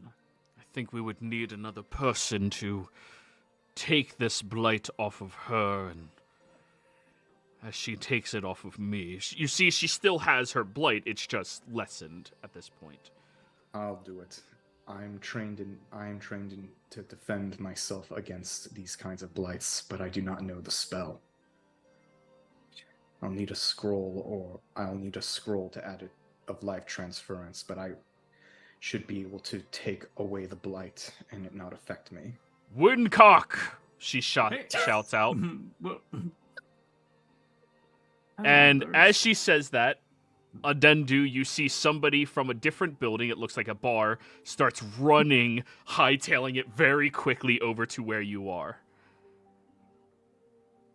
Your spell goes off as well, Adendu. You sense that this person is shrouded in some type of illusory magic. You sense a lot of necromancy coming from the wounds inside. Was there anything else you were looking at? You're Adendu? muted. The land itself, to see if there's any lasting residue. With the caliber of magic that happened here a few days ago, there is lingering magic, but it seems to be the kind that is dispersing. Okay. The person is running like right past you into the tent. Just so you know, I can transfer my essence as well. Hang on, let me just... Did you try to remove... have you checked if it's a curse of some kind? Yes, I've tried that as well. That was one of the first things I had Windcock here try. Satyana, I'm here. Sorry. Hey, everyone. You look at this very generic-looking human who just waves at you all, looking very winded after running, and considering how fit they are, they did not run far enough to be this winded. Windcock. Do they look like a wizard? No, armor-plated. Oh. Windcock. He needs a spell scroll or spell of any variety. Life transference. Search any of the local markets, search any of the local tailors, and if that does not work, search my hoard as well for anything you have found. Whatever price they name, you do not negotiate, you get it immediately. Understood? Yes, madame. He goes running. If someone's spell book has it, I can copy it from that, too. Okay, and goes running. He's moving really slow for how fat he is. Or, sorry, not fat he is. I have one other idea that might work.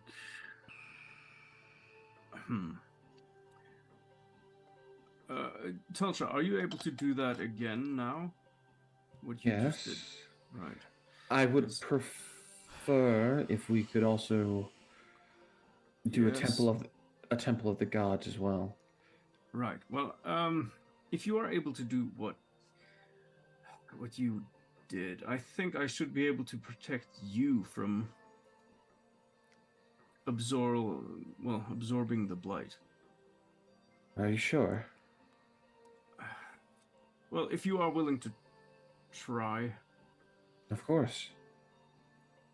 at least, and I'm going to start casting Aura of Life. Hit point Resistance to maximum necrotic. can't be reduced. Yep. Let's go. All right, so you are dealing half as much necrotic damage to yourself, but your hit point maximum cannot be reduced. So go ahead if you want to try again, Tolsha. I'll try again, doing a test at third. And I'll use Cleansing Touch again. Mm-hmm. So half of that is 10. okay. Do they still get the double of the dice rolled?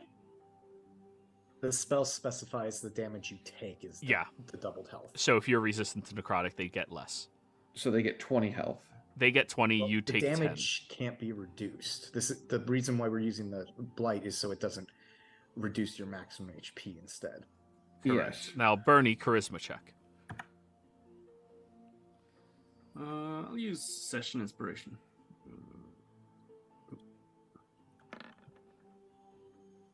16. So, inside of your aura, you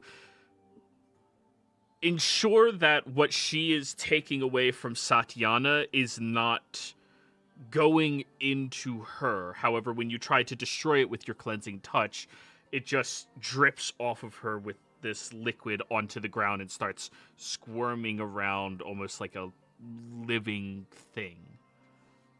Get the jar. Yeah, capture it somehow. Who's trying to capture it? Do we have anything we could? I'll try to capture it. With what? My hands. Oh yeah, you pick it up, no problem. Not your hands. Oh, Remember okay. when I said I cannot? I'm yeah, wielding you the are. craft of necromancy. Yeah. And I'm gonna put it in the used vial of my potion of healing. Okay. You put it in there and cork it in, and you see the liquid just keeps moving around inside. I now have potion of blight. That appears to be working. Let's do it again, and I will. Okay, how hurt are you? This is a very even if we stopped you from losing hit points, you're still getting hurt. Well, 10 more to Satyana. I'm calculating I how hear much. them writhing in pain. Oh yeah, you hear all of this. May I cast a spell?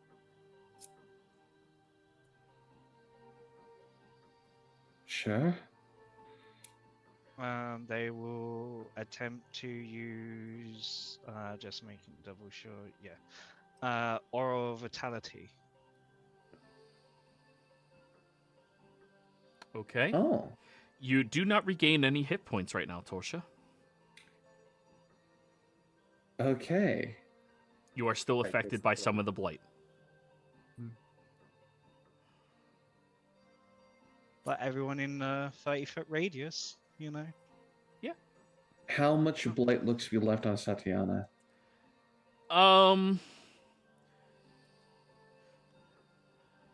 Roll me a medicine check. I I'll- will assist.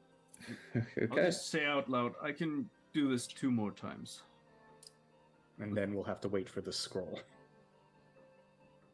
No, I mean my Cleansing Touch. And it's 16. 16 isn't bad. Now, you've seen wounds in battle quite a lot, and you've been responsible for staving off these types of wounds. Looking at her physiology and knowing that she is not shrouding how much harm she is currently inflicted with from known allies like yourselves. Mhm. Obviously, you all are very close allies now. You would estimate that for what you have done in total across your 2 instances of casting this spell, you are just barely under half of it gone.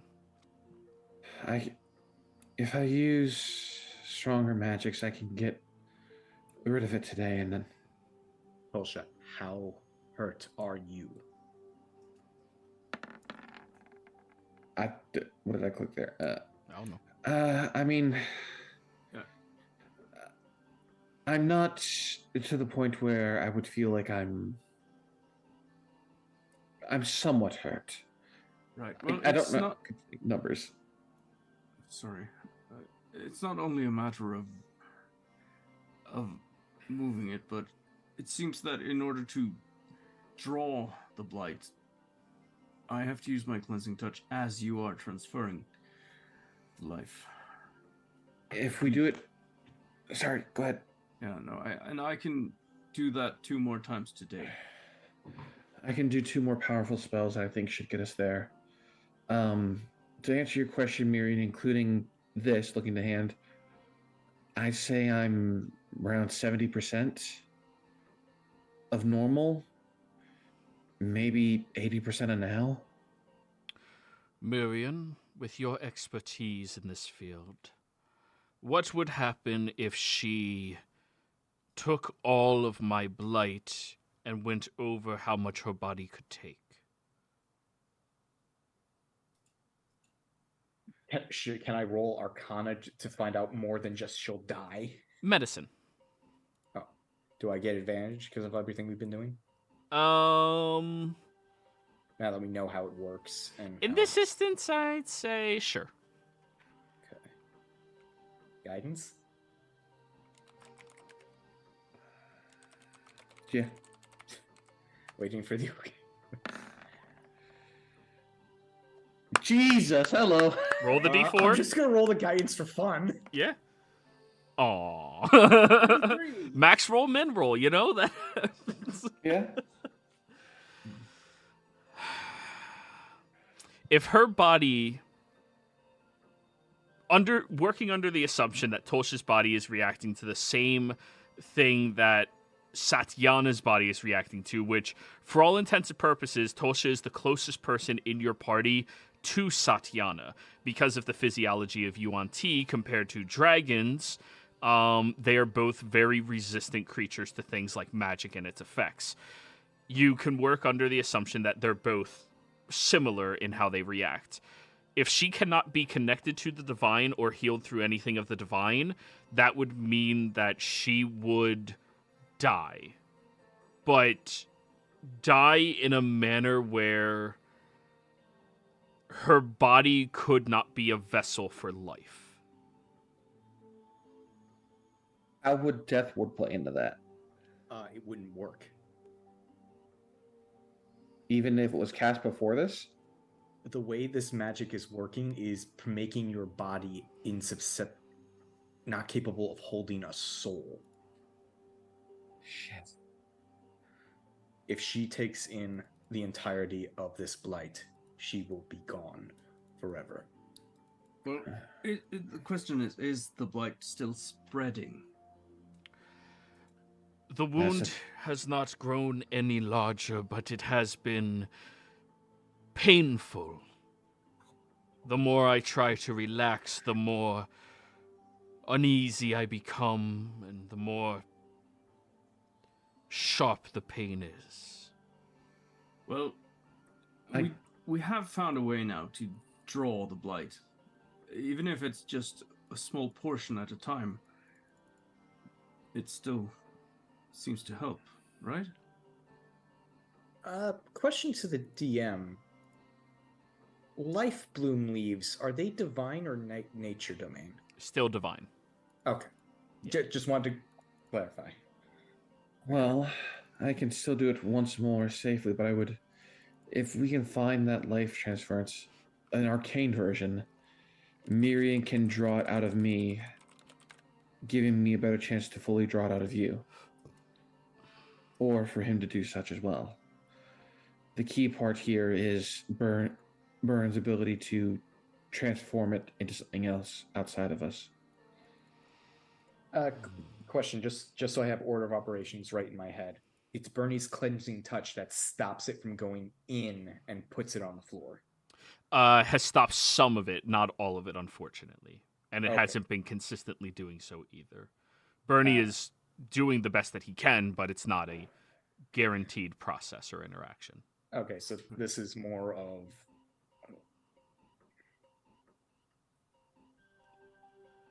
So, while you're all contemplating this, you hear heavy foots from outside.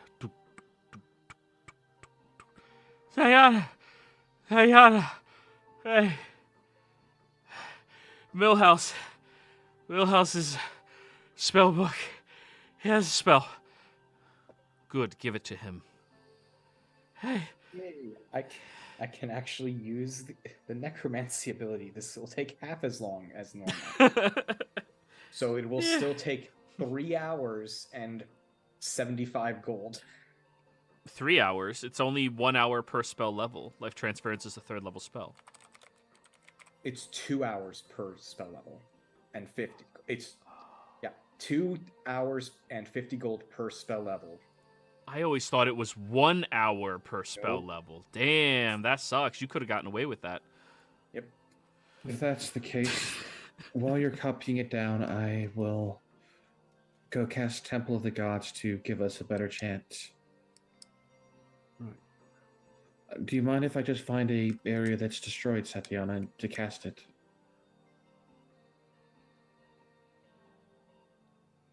What's Temple of the Gods do again? Someone's a temple dedicated to the god or may. pantheon. Thank you. I'll go find a ruined spot, and I'll have to upcast it at 8th level. You can perform it here. Very well. I will start casting Temple of the Gods. It takes an hour. Okay. Oh, I still have Kraken ink. I don't have to worry about the components, but I still have to do the time. While you are doing your preparation, she reharnesses herself and steps outside and begins moving large logs from the shoreline over towards the other area. Notably, everybody, she picks up, just like an anime character, 2 of these hulking logs on one arm and just walks with them. Some of the area. Huh? Can then do help clear out some of the area. Oh, absolutely. You offer? Yeah, I'll assist Yes. as well. Any assistance would be greatly appreciated. We have barrels and crates over there if anybody can produce food for many of the people. Most of our reserves have been destroyed during the fight. I can do all of the heavy lifting for you all, don't worry. Right. I would say I would help with fabricate, but I'm writing down a spell. Yeah. I Over- don't have create food and water prepared today, so Damn it, clerics. Nah, it's fine. Hey, I'm busy. But no, she is, she'll accept your help and give you instructions, and now that morning is in full motion, you see more people are coming out here, and many of her garrison soldiers are coming out to begin helping. It takes about 4 people per log to start moving them over where you see there are professional woodcutters currently carving them into planks that can be utilized for buildings, and stone being shaped and cut all around the city. It's moving like a military operation would move, Bernie, which means you fit in here perfectly fine right now. nice. You put up... Oh, yeah? Yeah, no, I'll just sort of fall into like a minor leadership role there and just help people organize and be as efficient as possible. The first order you bark, you get a lot of looks from people, and then they look at Satyana, and she just nods her head, and they do what you say. Nice. Yeah, that one there, and then we go there. Yeah. Goddamn managers. Yep, do that over there. I love heavy lifting. I can watch it all day.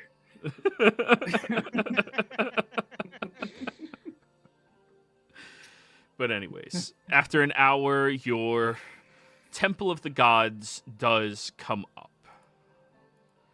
Now, you continue writing, Miriam, for a few more hours until you get the spell written down. And now, do you know Word of Recall or the spell that allows you to prepare a spell instantaneously? No. The feat? And that's a feat, yeah. Yeah.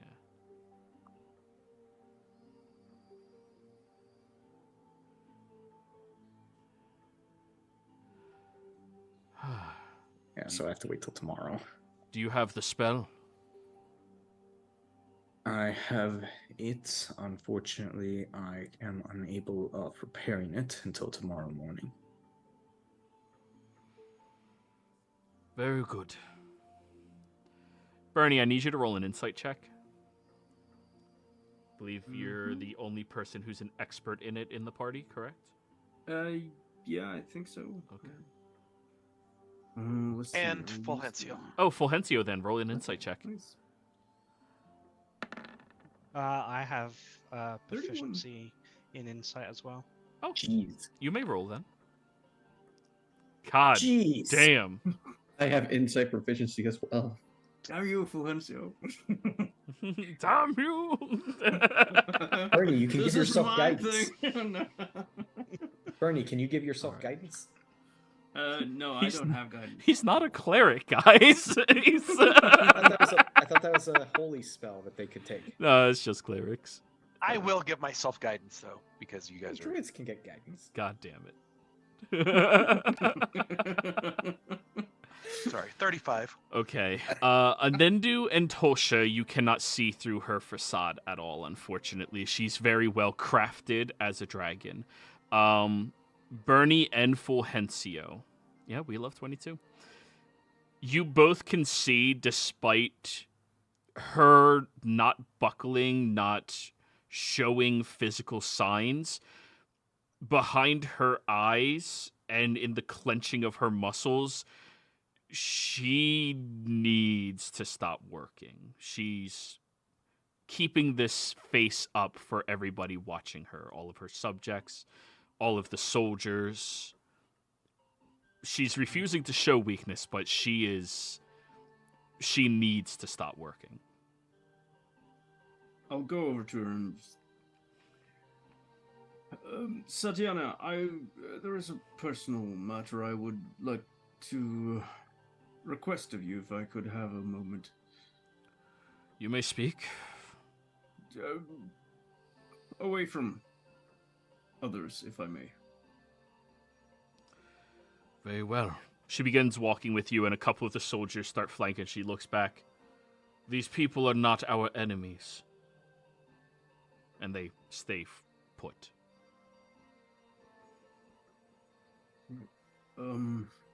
She'll go over to the ruins of the garrison itself, the main building, and everybody has evacuated from it, aside from one scholar who's a good 100 feet away, who's organizing the bookshelves. Yeah. And then I'll look at her and I know you don't like to, well, it's necessary to not show any form of weakness. I do worry that you partaking in these, well, physical labor is not conducive to your health right now. But I did not lie to you. I do have a personal favor to ask as well. What? I wonder if you know of a group of entities called the Unseen, or if you have a library of sorts where I might be able to look into this. My mother has an archive. Right. That name does not mean anything to me, but if you would like to investigate it, you are welcome to. Thank you. I would like to. But like I said, if we are to help you, I think you need to rest. Roll persuasion. And also just say out again, sort of the reason I asked her to like come as a personal favor was so that she'd have like a reason to step away without showing that it was due to being tired or something. So but yeah. I'll use one of my rerolls for that. I have 2 viewer inspirations. Thank you, Otis. You're not proficient in persuasion, really? No, I've never been. Intimidation, right? Yeah. Okay. Not that either. Damn, best charisma caster ever. I love it. Tulsa's the one person persuasion. Yeah. I've been thinking about taking persuasion for a while, but yeah. Well, 20 that'll do. Hopefully.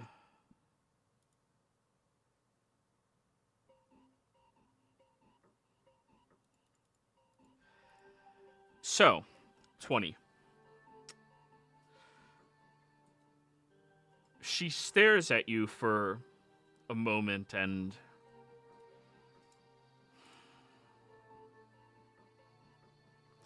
you see a slight slacking, a release of tension in her shoulders that subtly happens, and I suppose it makes no sense for me to expect you to go through her archives by yourself. I must help you. I am incapable of resting, and every time I try to, my body just becomes more and more excruciating. I see. Well, I would very much appreciate the assistance. She'll stand up, and for a brief moment as she's stepping over the rubble, she does do a half slip, but catches herself and stands over and looks over at the archivist. Delane, he and I need the room. You can go assist with other locations, please. Of course. And he walks past. She goes over to one of the bookshelves and begins scanning through and pulling off books and handing them to you to hold on to. And she will help you do an investigation. Okay, thanks. A lot easier than carrying around 1,000-pound logs. Yeah. Carrying books. She doesn't want to like sit still. She can't. It hurts. Yeah. If she sits still, it hurts. No one expects the paladins to seduce the dragon. I'm not gonna try. He's not. This is so being kind to people is usually just a human thing to do. It's not just a way to get in someone's pants. Also, Bernie has a fiance. Yeah, like. This is where we find out Bernie's into polygamy. Damn, you could be nice without trying to fuck someone. Like. All right, 23 investigation then. Sounds good. So we'll say you spend your time here doing this, and she helps you. It takes the better part of the day. Yeah, and while we're doing it, I will explain to her why I'm looking for it as well. What happened on the ship, and that I've seen certain entities. So you can see things that others cannot. It seems like it. Can you see my true form? No, I can't. But I can see certain entities that don't seem like they are meant to be seen by normal mortals. For example, when the power of this artifact, the one we lent to you, when it is being called upon, there is some form of entity inside it. And you've seen it. I've seen it. And have you spoken to it? We did speak briefly, but I don't know its name, and I don't know if it has any goals. Well, Well, maybe one, and that is to... It wants time. well, you can always have more time from me. I'm sure, but at the same time, I am not certain we should give it too much without knowing more about what it is. And that's also exactly why I'm trying to look up what these unseen entities, what they are and what they want, before I agree to anything with them.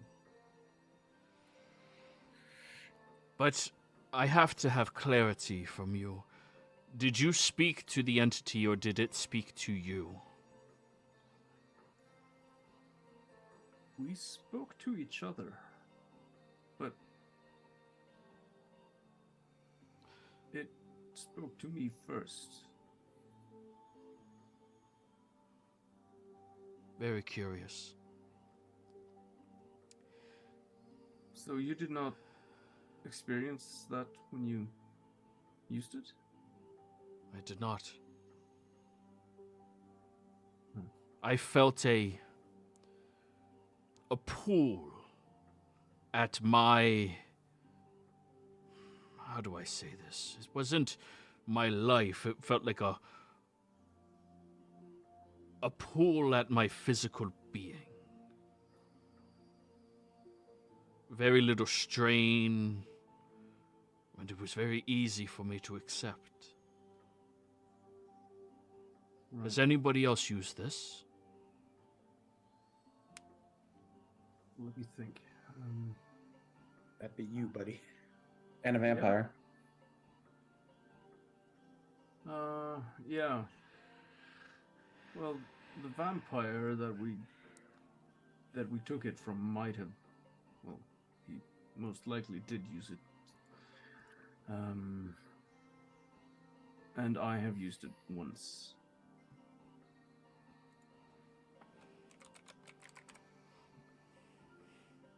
And it, well, as you know, us mere mortals, we don't age in the graceful manner of you dragons, but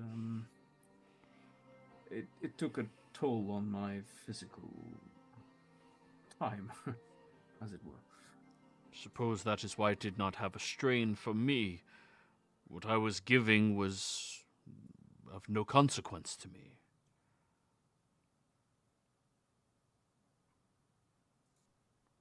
Well, Perhaps that has something to do with its, I don't know, its goal or its intention. That it has to be a sacrifice of some kind.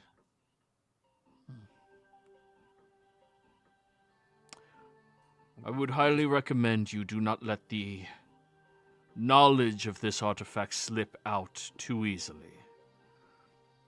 Not I don't. many dragons would jump at the opportunity to have something like that. And they would sacrifice a great many things to get it.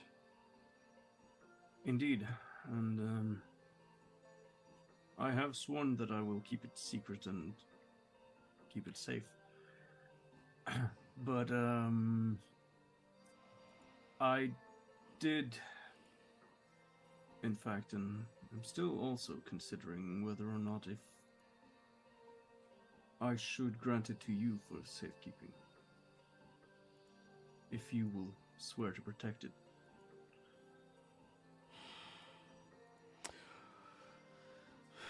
I will not swear something that I cannot guarantee. And I cannot guarantee that the greed that I house would not cause me to use it too greatly. One difference between the metallic and the chromatics.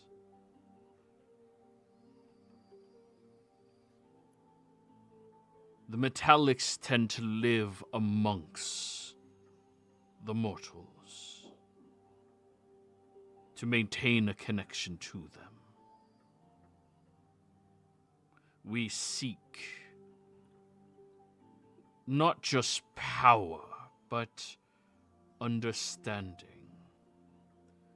That object is nothing but raw power, and there's still a Tiamatian instinct in me to take it.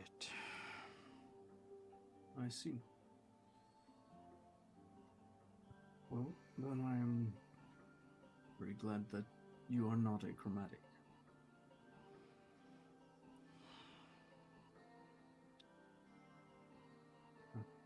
But yeah, if there is anything else I can do to assist, I'd be happy to. Just You have your battle to fight, and our city will rebuild as we always do.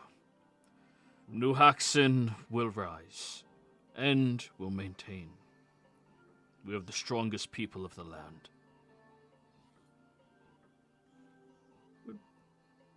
So, end of the night, everybody. A full day's worth of labor helping out.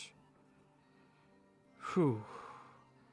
You eventually find Satyana and Bernie reading through the archives.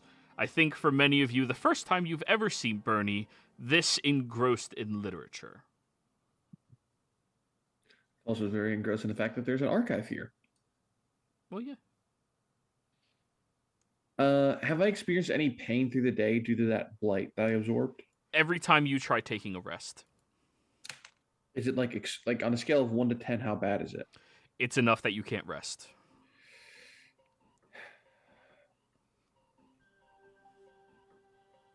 Yes, definitely appears that when I absorb that blight, I've also... It's too much to rest.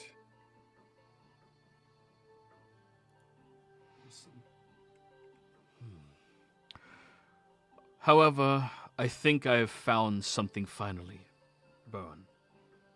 Oh. She takes a tome and pushes it over towards you. And it refers to the unseen.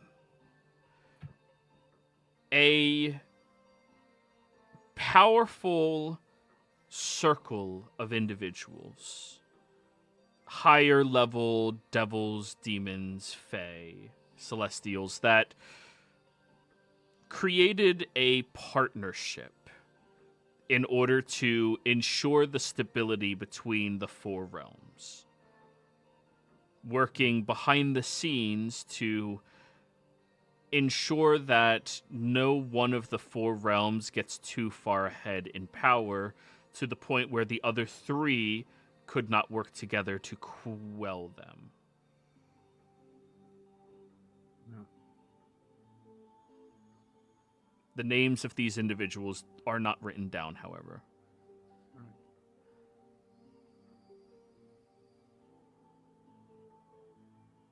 Huh. That is interesting. But it also gives me some relief, actually.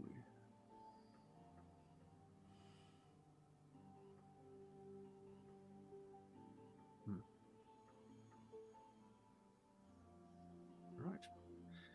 I'll look at, well, whoever's in the room there. Just, well, I think I've made my choice.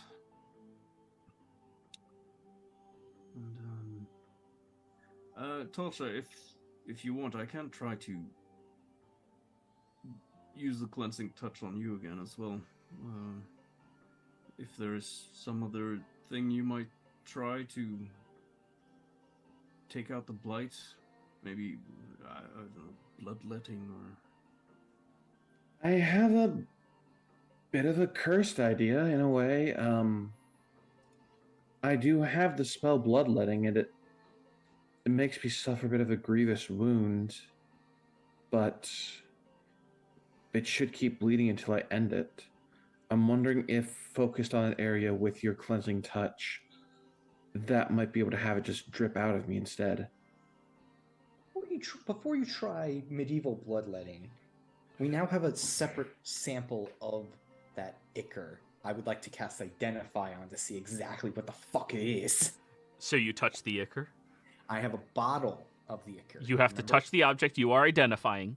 Yes, I'll touch the ichor since I. Yeah, you're fine. You can touch it, no problem. It's kind of like Flubber-esque, where you have to like work to keep it in your hands. It's actively trying to leave. Yeah. Just keep it in your mouth. Alrighty, this is considered Abyssal Blight. Abyssal Blight. A particularly strong liquid found in the lower thousandths layer of the abyss. This liquid disrupts all connection to divine and celestial magics for anybody touched by it. It cuts off the individual's ability to receive magical healing or healing from potions or naturally made substances. And it craves chaos from the individuals that it is on, causing them to feel immense pain the more calm or relaxed they become. So by that logic, if they start running around with scissors, they'll start feeling relaxed. Well, no, they'll start feeling less pain.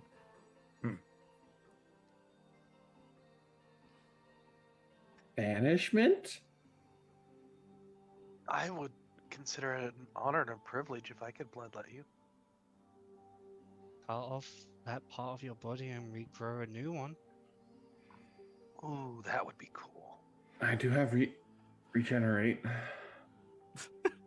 A question: with that understanding, Modern solutions. now that we know that this thing is a sentient force, There nothing in there said sentient, just that it craved that. The same way that well, it's not conscious, but it goes out to something. it aspires towards something, much like a virus would be. Yeah. Okay. Like a fungus that seeks warmth, kind of. Yes. So it's not. It's not living. It would not be wherewithal to be able to be sent back to its plane via the way banishment is written. You would be able to discern, you cannot. Yeah. So banishment will not work. This thing is not intelligent enough for it. Is it considered evil? It is abyssal. It is considered chaos incarnate. We could totally cut off your head and then regenerate your body. I'm sorry. That's Not not the how that works. head. I don't even need to look up that spell to tell you that. Would Let's try something else before we move to decapitation. I am quite attached to the right side of my body. Ooh, actually, And it goes through form as well. If I take my true form, it is still there, and when I take this form, it is in the represented location. When I polymorph, it is also in that form. Wait, so you're saying if we make you smaller, there's less to take from, but easier to take from? She'll look at Miriam, because she's not a fucking wizard. it's. Should I roll to get the answer, or should I spitball? Okay. Is this medicine or Arcana. Advantage from what we've already learned about it, or straight? I mean, you've spent the day studying. I'll say advantage at this point. Okay. Bless, not bless. Guidance. guidance? I'm just throwing out all the weird wrong names for spells lately. 28. Yeah, all right. So it would remove it from that form, but it's still the percentage of what she is. It wouldn't remove it from her true form enough unless you removed it from her true form enough. Well, hang on. If this thing is something that seeks chaos, what if we well, I don't know exactly what it would be, but if we could find some kind of thing, animal, creature, or anything that is by nature more chaotic. A goose? Maybe. And we draw the blight into that. It should be easier, and we might be able to draw the full thing out. Also, maybe it would even go voluntarily. Ian, can you hold up that sample for a second? I want to try something. To answer Bernie's question, the affliction was cast as a result of a spell, so it cannot leave on its own. Well, do you The only know? way we are able to pull it out is because of magic. Like, you can't just hold a goose next to her wound and it'll start pulling out of her skin. You would Why need you would need the goose to cast life transference. Why is goose your go-to when Because you think of Tolsha chaotic? brought it up. That's the only reason. I've never heard of goose as being particularly chaotic. Or geese. I mean. No, I can attest to that. They are greatly chaotic. Have you never seen the goose hydra? It's madness. What are you talking about? I've never... Have you heard need to about stop the by devil Lyceum geese? sometime this week anyway. I'll show you the pictures in the library. It is What? canon in our universe. Geese are the embodiment of the Eldritch Horrors. I would like to try something on that sample, Miriam. Can you hold it up, please? Yes, I will hold the bottle corked so it doesn't try to get out. Can I attempt casting blight on it? Roll Does it blight. need You does would it have to need touch it. flesh? Nope. Blight is range. Yep, roll It is blight for range? me. The reason I asked does it need flesh is there is that automaton dragon that you call Lily. It latches onto the being, like the soul, not necessarily. It's stuck in the physical. Actually, Well, Yes, but can we not remove part of her appendages to make new ones?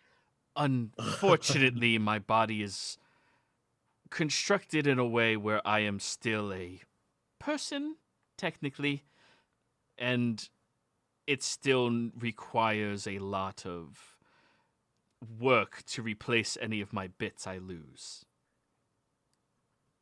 he's actually alive, not just a construct. I'm an actual person.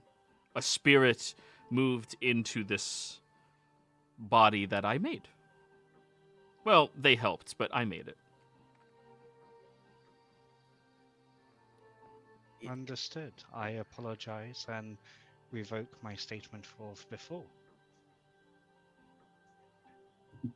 Blight is interesting because it can infect things like plants and as well as creatures.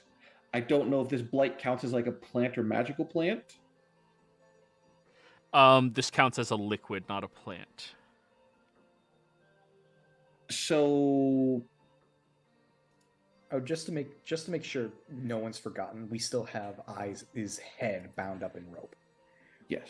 Are you just like bouncing it back and forth? Like, Using No, like a I'm yo-yo. holding it at my hip. I mean, the other thing with blight, it says it drains moisture. So maybe yeah, it true. drains moisture from the plant or creature. This is a liquid thing. It is not a creature. Which is moisture. So if I were to say cast that on Satyana, could I try to target that blight to drain it out of her? No, you would target Satyana, and it would fucking drain her even more. You can see my thought though. I see your thought, but I can also let you know you guys already found the solution. You just need a little patience. Okay. I think honestly our best bet is then the life transference. I would recommend doing it inside the temporary temple to the 6 siblings, as healing should be maximized there, and I've currently baned it against fays, fiends, and elementals. Well, this is abyssal, so I mean, Fiends? so actually, Abyssal are Wait. fiends. They are. Yeah. It's devils I thought and fiends were demons. classified as No, fiends are the loths, the devils and demons. All three are considered fiends. Okay. Evil outsiders. Is that substance considered a fiend? Is what? It's fiendish in origin, so it's more than likely a fiend, Miriam. If it is a creature, it would be a fiend, but it is a fiendish origin. Could you attempt to enter the area I sanctified with it? Since I've baned it against that, it shouldn't be able to enter. Sure. She goes walking over towards it and just Before stops. you. Oh, is she getting stopped inside? Before No, she can't enter in. because she's considered. I try holding the glass up, You're not strong enough to move that in there. but can I like walk around and get in and like ding ding ding ding? You can get yourself in, but you can't pull it in. Well, Okay, I Tasha, would. that's actually going to be a problem if I need to touch. Does electrotransference require touch? Technically, no. Okay, so I can stand inside the temple and do it just that. Okay, perfect. What were you about to And- say, Bernie? Well, I'm just suggesting that we. Why don't we set up a magic circle around Satyana, one that would bar fiends from exiting, and then we continue using life transference and cleansing touch. We just have to do it a few times, and once it's out, she can move out of it, and it'll be captured inside. I like the enthusiasm, but I think that would just pour it out back in with Santiana because she cannot technically leave that circle if Until it's out lands. of her body. Right, and we won't be able to remove all of it in one go. But you did just clarify the same thing. It's like we'll be able to life transference. It hit the wall of the temple, and I can just keep putting it into bottles. Yes. You won't have to kill yourself with cleansing touch. What about a magic circle? To stop it from leaving until you can gather it up. Is that not what he is describing? It is. that? Okay, that's okay. Yes. I was just thinking that once we get it out, it doesn't just bolt directly towards the nearest person or something. Because then we have to start all over again. Bernie, I think your plan is a good one. So we have, I'm drawing this in the sand. Me in the temple, doing the spell. In front of me is a magic circle that will not allow abyssals to exit once they enter, and on the other side of the circle, Satyana. So it tries to get to me, it'll get stuck in the circle. Yes. As Okay. well. We are doing I'll, a lot of acrobatics. yes. Here. I'll allow fiends in there for now, and then if someone has Aura of Life and Aura of Purity, if one person could cast that and the other cast the other, I can do Life if someone can do Purity. We can then use that to ensure that anyone who's getting hurt will be regaining hit points as well. I And- could do the Aura of Purity tomorrow, but not now, if that's... Right. Well, we have to wait till tomorrow anyway for me to prepare the spell. Right. And, I need to borrow the anchor for a little bit, Miriam.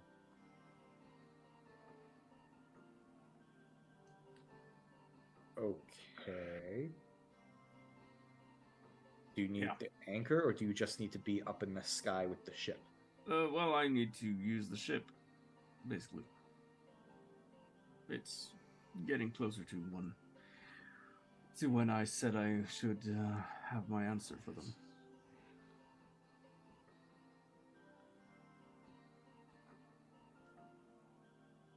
Okay, I guess I'll unattune from the anchor. Well, does he have to unattune, or can he just... It call is a up the ship? tunable item. Yeah. Yeah, because I do remember that I was able to control the ship using the anchor. That is different. Yeah. Well, all you need to do is summon it, so that's fine. Yeah, Okay. yeah. Yeah, I yeah. just need to be on it. Yeah. Okay. All that needs to happen is just boop, it's summon. Yeah. Okay, that's what I meant by the other thing. So you don't So, need the anchor, you just need to call me to now call ship down to I you get there. to describe what happens for those of you that don't know. As one of them holds up the anchor into the sky, you watch as breaking through the clouds is this spectral large ship, galleon, that moves down slowly and settles about 100 feet or so above their heads. Then there is a ladder that falls down from it down directly in front of you all.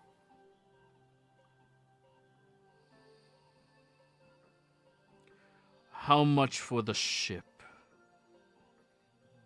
It's not for sale. Well, it's Well, for that's sailing, but saying not. anything. Too rash. Well, it's not for sale anyway until after I've used it tonight. Very well, use it, but we will speak. And she'll look at you, Miriam. Hey man, I've been holding on to. We have teleportation circle, teleport, and word of home. We can go wherever the fuck we want Yeah, anymore. but it's so cool. It is It really is cool, really and that's why she I've wants been to buy down it. to 2 attunement slots for this entire campaign. Useful. Yeah, that's a fair. You can't say it's not useful because it's a safe place. Yeah, we just need to get an NPC It's not. with It us can be to attune attacked. to We it. have been attacked multiple times on it. It's great. There's no defense. You're safe from most things unless they fly, in which case you are not safe.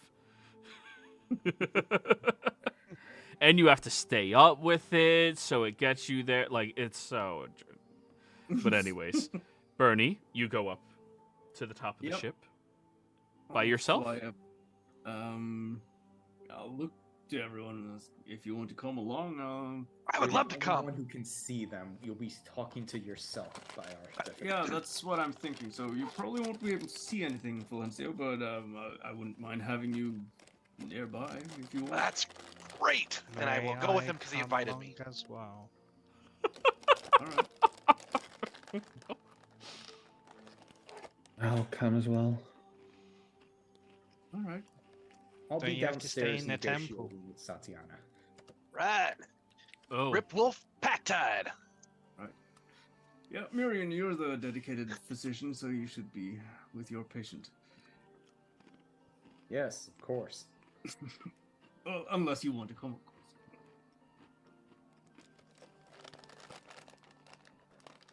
I give Santiana the box of random bullshit. You can use this once and something random will happen. I think that'll be chaotic enough to give you a little reprieve. It gave me a giant cartoonish lips and I could speak all languages once.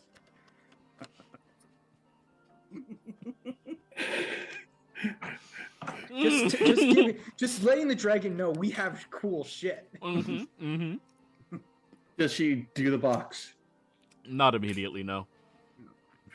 She'll Now tolerate the picturing pain instead of embarrassing herself. An Told her ancient about the copper dragon cartoon just lips. towering over the town with these big lips.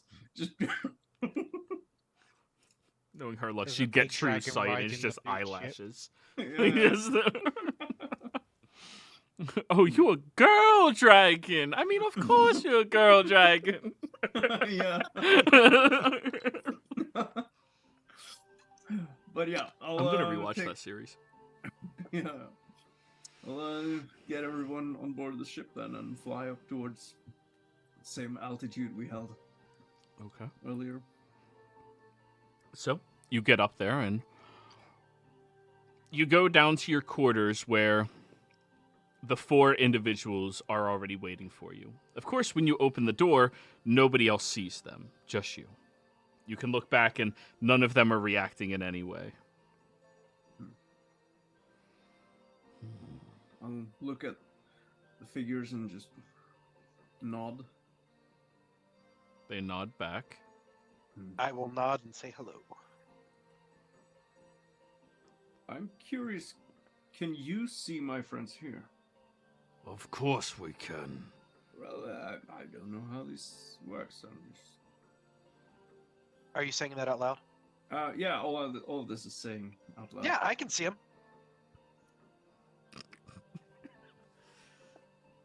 Did you have to bring the imbecile? Be nice. I invited him. Right. Well, let's. I've had some time to think and do a bit of research. And if your original intentions remain the same, that is keeping stability, They all four gesture their heads like they're looking at each other and then back to you.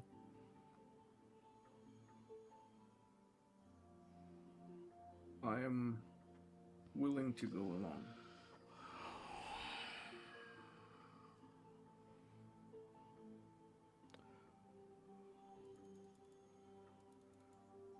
Our proposition is clear. You do not use this power of yours on any of our homes. You use it to protect your own. Or any others. We don't care.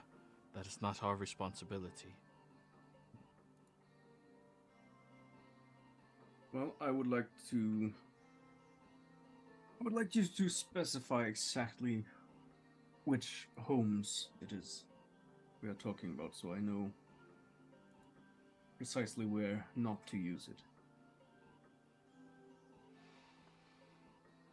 My home is the Feywilds. My home is the heavens.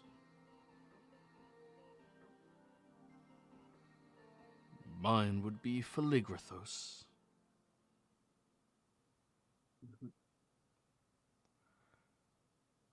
The abyss. Just to recheck, Phlegathos, was that the plane that we went to for a short while? Not long ago? The ice one? Yeah. We were on the 5th one. No, Phlegathos is the flame one. Yeah. All right. With a lake of fire. Right. Not a ring of fire? Down, down, down to a burning lake of fire. Don't worry, Wyatt will correct us if we're wrong here in a minute. So, All right. Before I agree, I would like to ask something, because my goal would be to protect my world. wasting our time. Patience. What is it How that you do are you- asking? I am asking if you know of a good way to remove abyssal blight. Huh? Why do you need to know that? Because someone has been infested by it. And it does not belong in our world. Oh, no, it does not. Funny thing about it, though, when it's done with its host, it'll seek a new one, and then another, and more, and keep expanding. So your best option is to find whoever has it. Cast them far away. And pray that no one ever discovers their remains. Well, that is something we are working on, but is there another way to remove it from the hosts? Or the victim, rather. Oh, sure. Just get yourself a archdemon who is kind enough to help you wield it without being affected. I'm sure that's easy enough. So you don't know? I've given you your answer. I'm just trying to play on his ego a little bit. Yeah, I know. Well, I suppose that is what I can hope for. Very well. I will agree not to use the power that you teach me in the heavens, on Phlegethos, in the abyss, or in the Feywild. They all look at one another, and their heads turn over towards one in particular who moves his hand over towards you, and you see a fiendish marker appear in the air. If you break this at any point in time, I will be alerted, and the power of all 4 of our realms will descend upon you to eradicate you.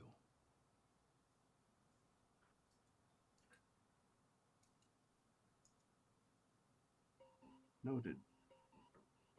Then he will move the symbol over to you you hold it in your hand, and it kind of sits like a bracelet on you, but it's tight and it doesn't have any tie to come off. It's very subtle. Right. It doesn't feel uncomfortable or anything. Just... It feels heavier than it should, but not uncomfortable.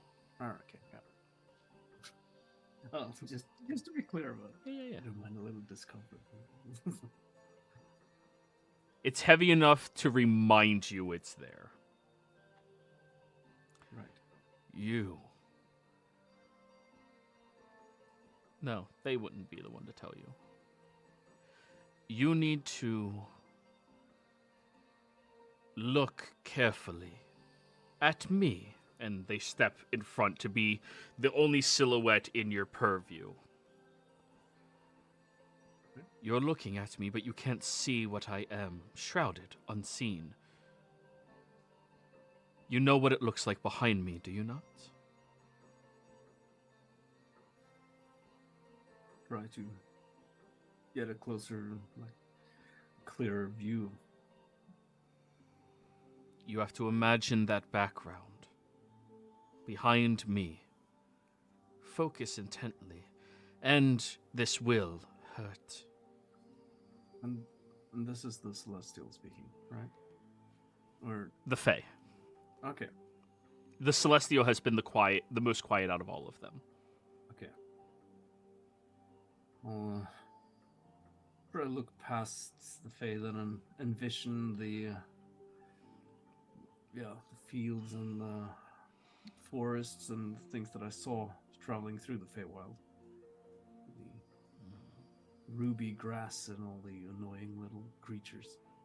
Too far. This room. See what is behind me while you look at me. Fill in the gaps. With your mind. Focus. Need you to give me a wisdom save to see something behind who is in front of you.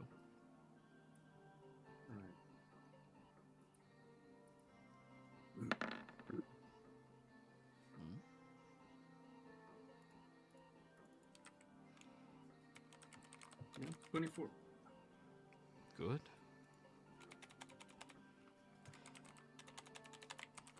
So, as you do this,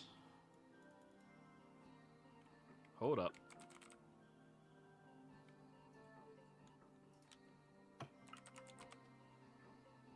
Come on, where it is? Where is it?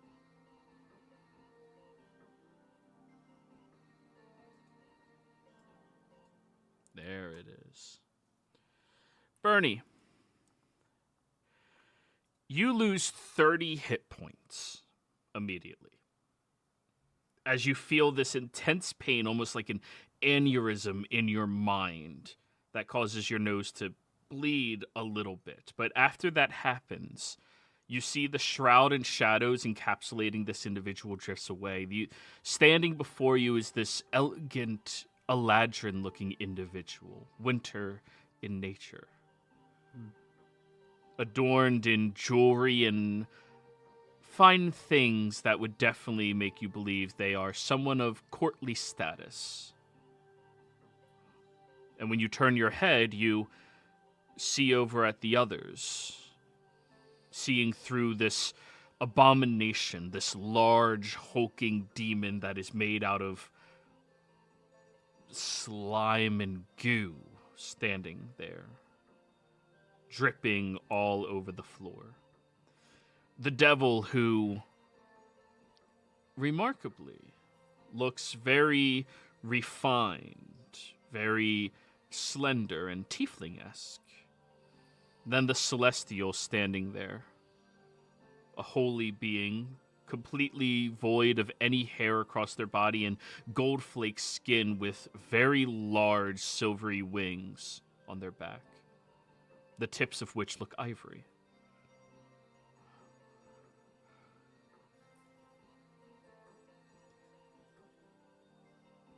Now you know how you can see. I think I understand.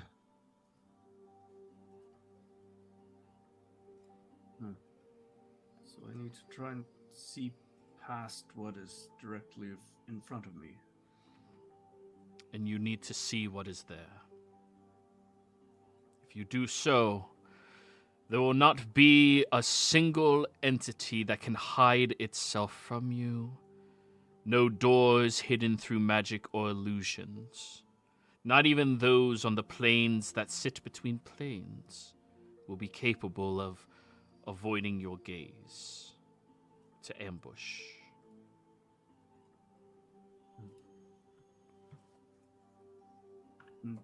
If I do this,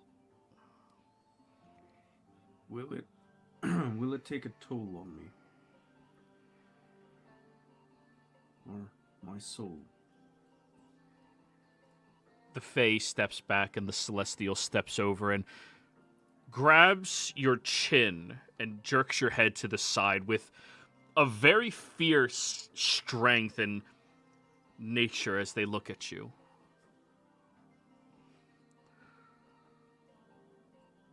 Its effects appear as if it will affect your body, but only during the time that you have your eyes activated. So, out of character, you may spend 30 hit points. Your hit point maximum decreases for that amount during the duration of the time that you cast the True Seeing spell.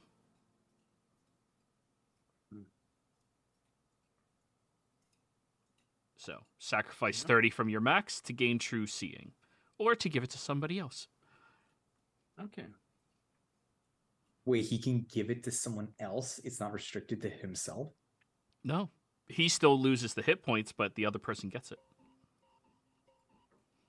Hog. Okay. And how long does it last, like the spell? It's the spell's duration, 1 hour. So Okay. your hit point maximum decreases by 30 for that 1 hour. Right.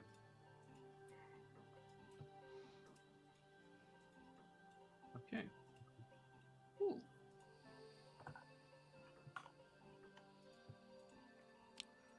Then our dealings here are done. We hope to not see from you ever again. I shall endeavor not to. Good. Before you go, may I have your names? How dare you? Bernie, He is a remember, mortal, he does not know our customs. Why do all of you stop me from devouring these? They will not be missed. I do not mean your true names, but at least the titles you go by, if you have any.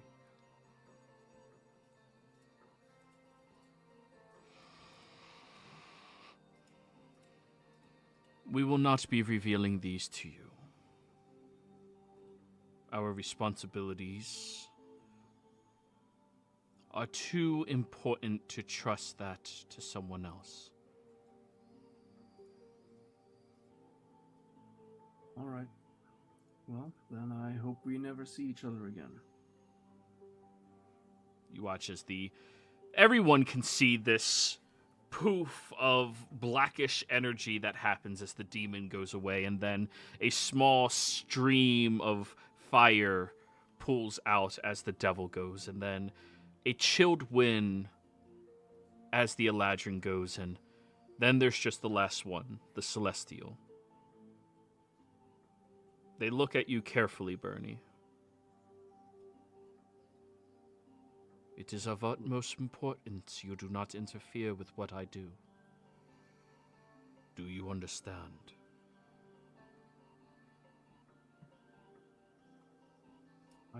I do. Though I don't know exactly what it is you are doing. I am sympathetic to the cause of at least what I have learned about you and your companions. Stability is important. Everything must be balanced.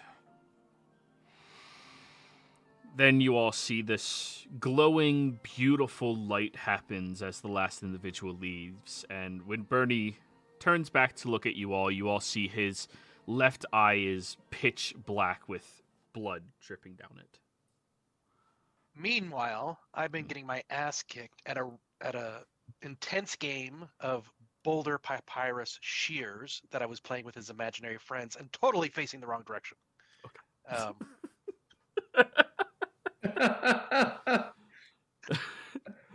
Everyone just ignored him, and he just. I'm just in this intense game, getting my ass kicked, and yeah. And you know what? I think this will be a good place for us to call it. When we come back next session, Mirian might, with the assistance with everybody else, be capable of removing all of the blight from Satyana. And, well, we'll see what else you guys are going to be alerted about. Players, thank you all very much for playing. Viewers, thank you for watching. Hope you all had a great time. We'll see you next time. Goodbye.